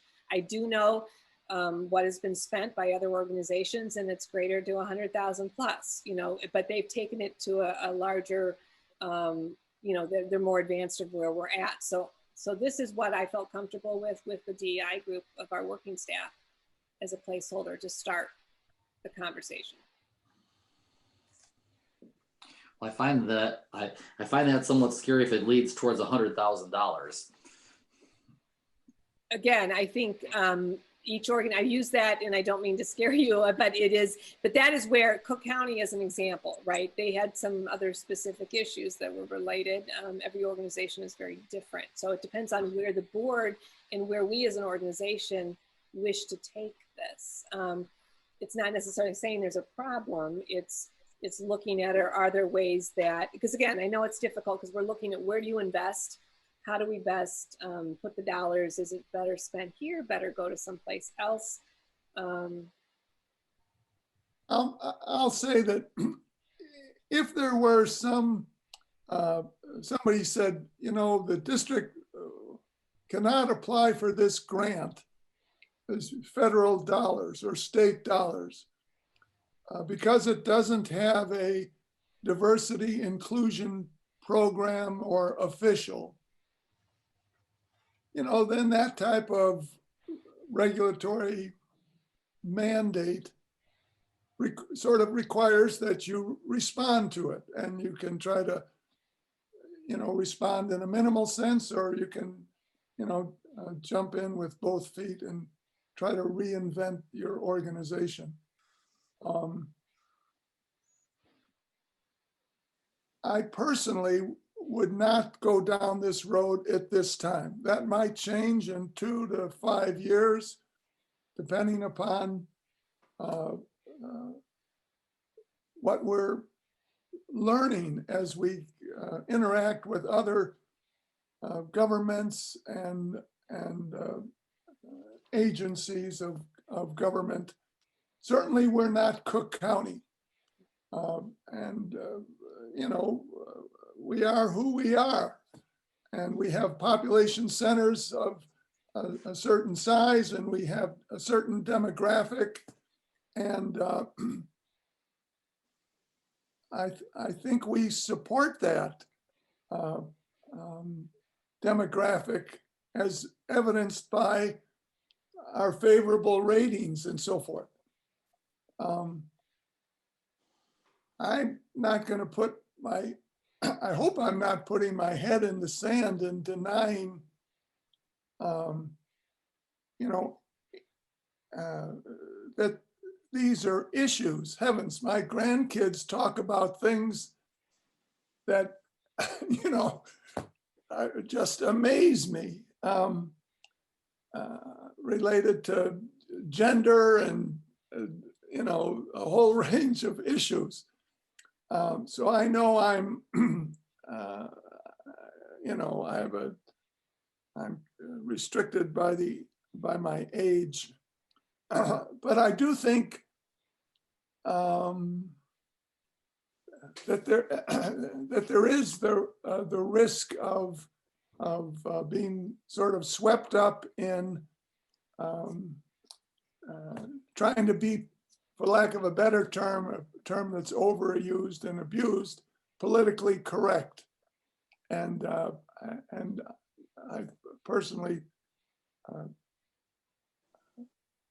would rather not. I got a couple things as Pat. I don't say much, but I'm just listening and personally, I wouldn't do it. It's not broke, don't fix it, which is probably a poor reason. But I guess if we have this, the consultant comes and says, well, looks to me like it's another job. We're gonna have to hire somebody to, to run this, or, to make sure that we're compliant. And it seems to me that that's just gonna create another job. So that's my opinion. I appreciate the conversation, and definitely, I do know that from what I'm seeing, and the foundation did pass a diversity statement, and so there will be grant requirements that will be standard. Do you need to have a consultant come in to get a diversity policy? No, we could do it another way. I, as a leader, I want to make sure that I'm representative of the team and the organization, the community, which is changing, and so it's challenge. It's not just window dressing. It's not just, it's doing the right thing. But again, it takes time and resources to move towards an initiative such as this, and so. There's many ways to which to achieve things. And so I am respectful of that. I think there's still progress that can be done. It's just, if it's not an funding investment, there may be other ways to handle it. We just may not move, so I'm open. And again, I'm open to feedback. And so that's why I'm daylighting it here, because it was a grassroots, and due to the strategic plan, we approved a strategic plan with this initiative. That was the plan to how to move this forward. We can go back and find another way, if the board is not supportive of the investment at this time. Elizabeth, you say it's grassroots. Did the majority of employees of the district say that they felt we needed a diversity, equity, inclusion initiative consultant? No, this was a working group that was led, that pulled together, that has representation from various areas of the district and departments. I think I've listed a name in the WikiWow. I can send that out to you. But it was led, and they met, and they did present to the executive team. The executive team, for political reasons, we didn't want to make this a political issue from elections or whatever was going on, but there was an acknowledgement that, that there was areas where, maybe that we should look at and have some conversations and training for our staff, and to make sure that we stay and do what's appropriate, do what's right. Well, if the staff feels that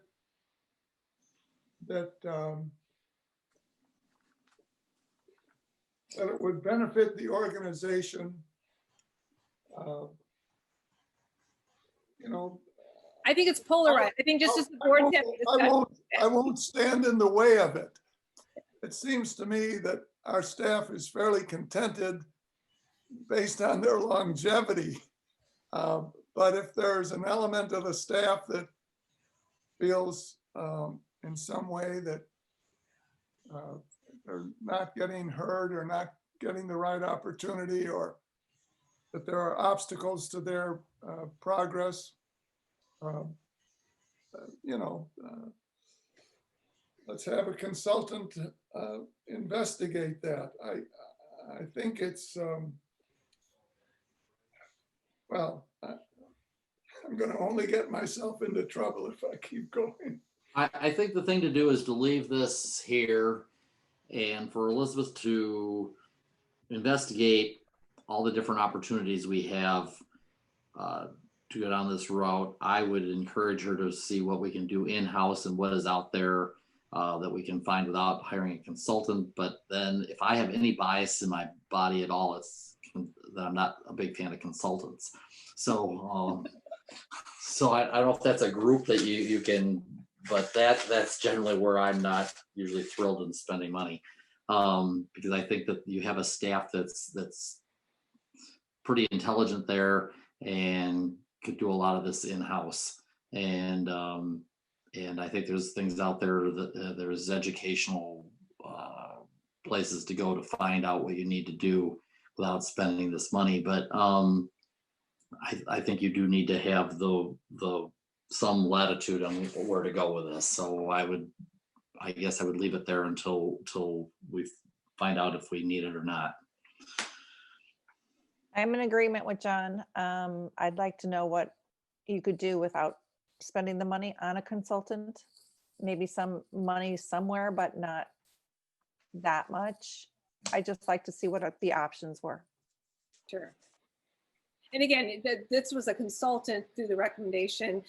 There may be solutions that we need to provide training. You know, maybe there's training education that we have to bring somebody in with the staff. I mean, there's a variety of ways they were looking at this, and I'm not going to, you know, these conversations, we've got everybody on the spectrum of where they sit on this topic. So to survey and that, just as the board's talking, staff is the same way, you know, at extreme. So then how do we work through this? So I'm not trying to put a controversial issue up, but I'm just making aware of where this came and you know, so that we're cognizant, and the feedback has been received. I appreciate that.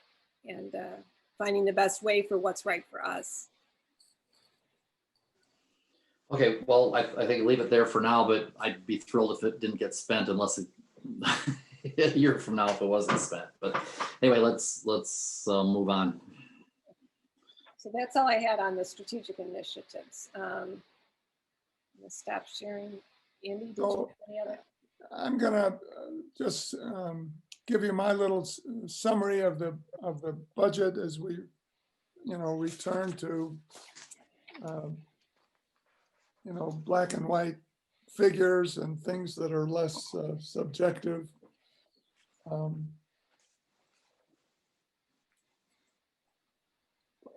We're going to start fiscal year 22 with a balance in all of our funds, $8,760,000. We're going to end fiscal year 22 in April, on April 1st, with $6,896,000. That means there's a deficit of $1,864,000. $935,000 of that is in the general fund. Slightly less than 700,000 is in the CAMP, Capital Assets Management Plan.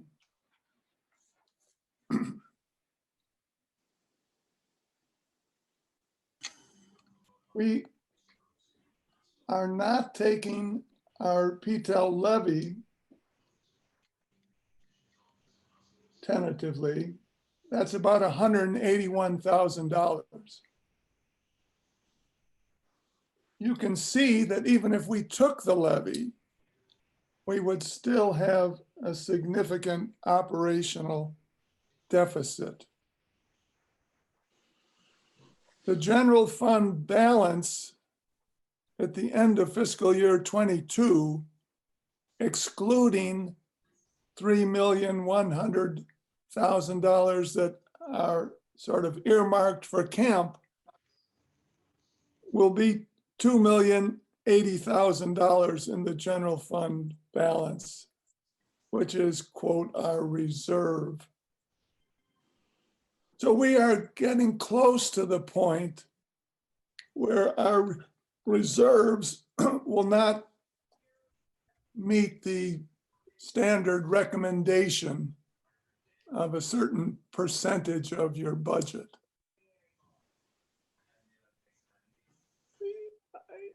So I don't know what the answer is. You have expenses, you have revenue.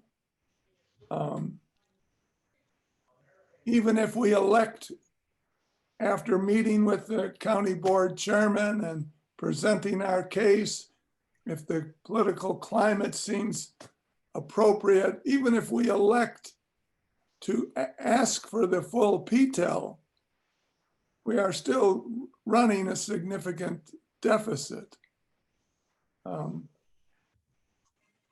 So think about it.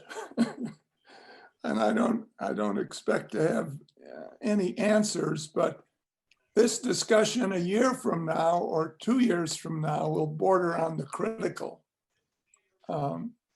If we don't either curtail our spending or increase our revenue. And Andy, you can shoot holes in that and save me from embarrassing myself, but that's where I am. I can't shoot holes in it. That is, the summary of where we're at.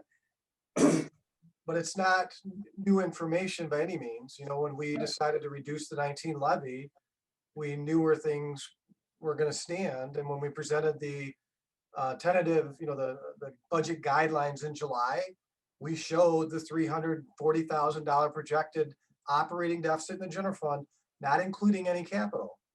And the average capital, minimum's 250, but it averages around 400,000. So we knew then this was how it would look. And it seemed to be that the board was kind of okay with that approach. It's not sustainable. It's probably, if this all actually played out on paper. So at the end of this 22 budget, the general fund reserves went down by $900,000 and the camp went down by $700,000. Yeah, you'd be, the third year would be critical. You'd be having to make some pretty drastic changes. So we know there's going to be some challenges ahead. It's going to be key to get the full levy increase in 21 and 22 to minimize those challenges. It doesn't take them away by any means. The real, assuming we get a full levy increase in future years, the real crux is the camp is a $700,000 deficit. And we don't have any funding, that on average we spend not just budget, but actually spend about $500,000 a year on camp projects. And that's been an issue. We don't have a funding source. And so as that drains down, that's, going to drive us to crisis, even with a full PTEL levy at some point in the next 3 or 4 years.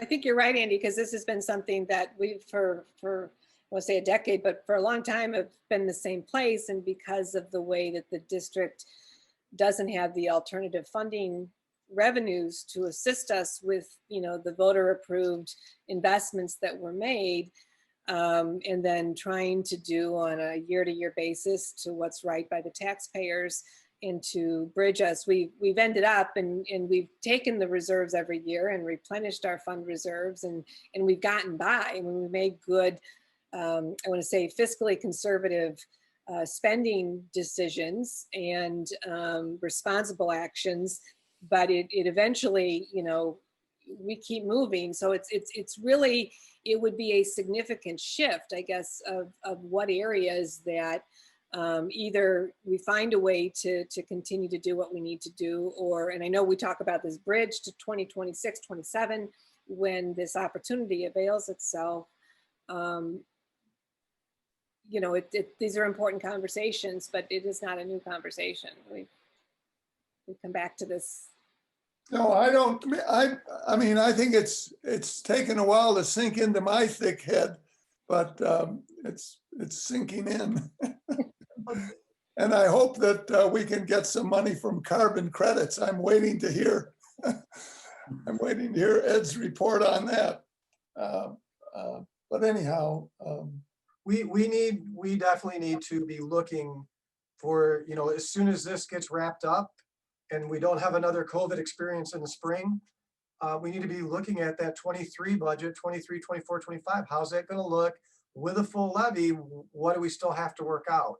Interestingly, if you go back and look at the slide where I show what we could have collected under PTEL, had we just taken what was allowed, like many other agencies did, we would levy this year $1,300,000 more, $1,300,000 more, which wipes away the general fund deficit completely and takes $400,000 out of fund camp.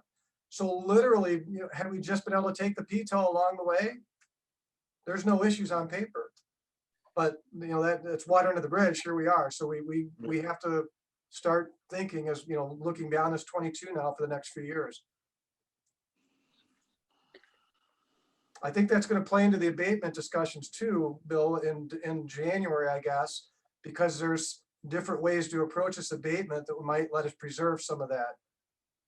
Right. You had mentioned that, and I think however you can present that to us in a simple format that your board can grasp would be time well spent and would be appreciated. I was just saying, And maybe we Andy, can, are you gonna be prepared? Are you gonna be prepared to present that, Andy? in January? You know, whenever you need it. Yeah, no, Yeah, January, great. we have to be. Okay, so you'll be prepared for that. Yeah. Because I think that, I think maybe that's something that the board should have looked at in previous years. I mean, it's not something I was aware of until you pointed it out to me, and I think that would definitely be of some help to us. I think it would have been, I think it's going to be politically challenging this year. And let's assume everybody's a supporter. The strategy is not easy to comprehend, and you know, John, because you heard it. So whether or not we can present it in such a way that whoever, whether it's the chairman or the full county board, whoever the powers that be are, don't think we're playing a shell game, I don't know. You know, first I got to get you guys to understand it. And then, you know, if we're going to try and go ahead with it, get the county board to understand it. So looking back over the last 3 years, there was no way that strategy was going to, you know, pass the chairman, Jack Franks. I mean, it just wasn't going to work. Now we've got a COVID year where everyone's suffering. Well, this doesn't change the end. We're kind of dancing around it, and I think we don't need to talk anymore about it tonight. Right. You'll be able to get the information out to us. January will be able to talk to it, and I don't think we have any choice but to try to go what you discussed. I would ask Bill to document how he started this conversation, because that was excellent. So if you would write that down, Bill. I thought that was excellent summary. Well, thank you. But basically, I wrote down the numbers that Andy presented on one or two of his slides, and I couldn't find a mistake in them, and I realized, wow, there's, you know, this is we're headed towards a cliff now. Yeah. Well, I'm wondering, Bill, you brought up an interesting piece, and I've heard it through others, and it's been a good evolution. And there's something as a takeaway that I think that I want us to think about, because I think it's important as where you teed up, Bill, of how we have these conversations with our other elected officials, the chairman and others that have to pass our budget. So you came to you came to an understanding of what we've been sharing is, you know, really what we're working with. What brought you, or what can we provide, or what are some takeaways that we need to prepare to educate our other elected officials? Well, I think just the facts that the discussion that I've had with Andy and I've talked with Bill about it, and I think I've had some other conversations. But anyway, I think when we put this all together, then we go out there and we explain it. We do what we have to do, explain it to whatever groups we have to, and then people are going to vote however they're going to vote, and there's nothing more you can do but educate, and then see where you go from there. I mean, then if we have things fall our way, we will have to learn how to manage. Well, either way, even if we going forward, we're going to be short of money in the next couple of years. There's no doubt about it. That's going to happen. But whether we could have gone back a couple of years ago, that, like we said, that water is under that bridge, or that dam, or whatever. But anyway, we got to go forward best we can. We got to explain our story to everybody, and that's all we can do at this point. So unless somebody else is there anything else to go on as far as talking about this tentative budget? If nobody has anything, if nobody has anything else, then I think we are done for tonight. we're not voting on this tentative budget tonight, are we, Elizabeth, or? No, you won't till January, All right. but we'll package with the consensus of what we've done and the changes. So we've only had one change down to the portable generator or generator solution to 50,000. And then we left everything else as is. We heard you on the DEI, so that's left in, but you're hopeful for other solutions that wouldn't expend that. And so, yeah, if there's a consensus, then that's our takeaway. The only other thing that I had that's not related to this budget is we did hear we need to set a date for another December meeting to talk about the historical buildings. And then I did want to just update the board on the fuel management system. We did reject the bid this month, and I wanted John just to highlight what he and Perry have reviewed, just to kind of float that out. Our intent was to bring a proposal to you in December. So John, do you want to kind of share your fact finding with everyone, please? Yeah, sure. Thank you.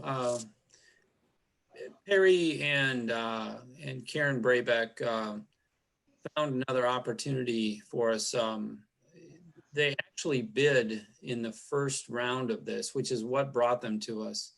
It's technology, about 3 years old, and it's about, we think that we can do it for somewhere around $20,000 to $25,000, somewhere between that. In fact, I think the quote we got is like 23,000.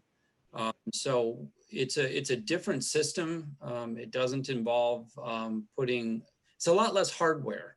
And so it's checked out. We did find a local source. The village of Algonquin is converted to it. They love it. They couldn't say enough good things about it. And it gives us what we're looking for at a much lower price. The one thing that does go with any of these cloud-based systems or internet-based systems is an annual maintenance fee. That's going to be somewhere around $7,700. And that's we were looking at, $5,500 with the other system. This one gives us a little bit more flexibility, but again, that upfront cost is much, much lower. And Perry, do you have anything to add to that comment? No, you pretty much summed it up. Going back to the Village of Algonquin, we also did a reference check. I spoke to a fleet manager from FedEx, Indianapolis Airport. They have just converted that local hub with this Fluid Secure, which is a software program, cloud-based. They've had for about 6 months. They're very pleased with it, as well as the Village of Algonquin. And this individual that I spoke to said that they will be converting their entire North America fleet or hub stations to this field tracking management system, Fluid Secure. It's about another 600 fueling stations throughout North America. So that gave us a little more peace of mind too, along with, of course, with the Village of Algonquin, what they had to say about it. So the other part of it where we have substantial savings is that this Fluid Secure is an easy installation. Both the Village of Algonquin and I'm pretty sure that FedEx, they installed it themselves. It's an in-house install, so we're not paying out that large amount, when it comes to prevailing wage, if it can be done in-house. So that's a substantial savings. So that's why you see a lower cost. John had mentioned between 20 and 25 grand for the upfront, for the installation, for the program, for the pedestals. The tablet includes all of that. So then, as he had mentioned, though, the 7,500, 7,700 moving forward for the maintenance of that, the annual maintenance, that includes warranty, support, program updating, things that weren't captured with our current program. And that's why this one's outdated. And we would have to pay for, a vendor service tech to come in to repair it or update it. That's inclusive with that annual maintenance fee. And I think that's about it. We'll be bringing that back in December for you folks to consider. Thank you, guys. Thank you very much. Thanks. Okay, anybody else? Everyone. Well, does anybody else have anything else to come forward? If that's I the move case, to then adjourn. you were gonna move to adjourn. I was gonna ask you for that, Dave. Thank you. Does anybody have a second? Second. Second, Pat? Okay, thanks. Could I have a roll call vote, please? Trustee Fritz, Yes. trustee Cook, Yes. trustee Thomas, Yes. trustee Campbell, Yes. trustee Brandt, Yes. trustee Henning. Yes, we are adjourned, and I can actually say happy Thanksgiving to all of you. I probably won't see you between now and Thursday. Last week, I guess I jumped the gun, but Happy Thanksgiving, everybody. yeah. Happy Thanksgiving. Take care, everyone. Thanksgiving. See ya. Thank you, everybody. Happy Bye-bye. Thanksgiving. Bye-bye. Bye.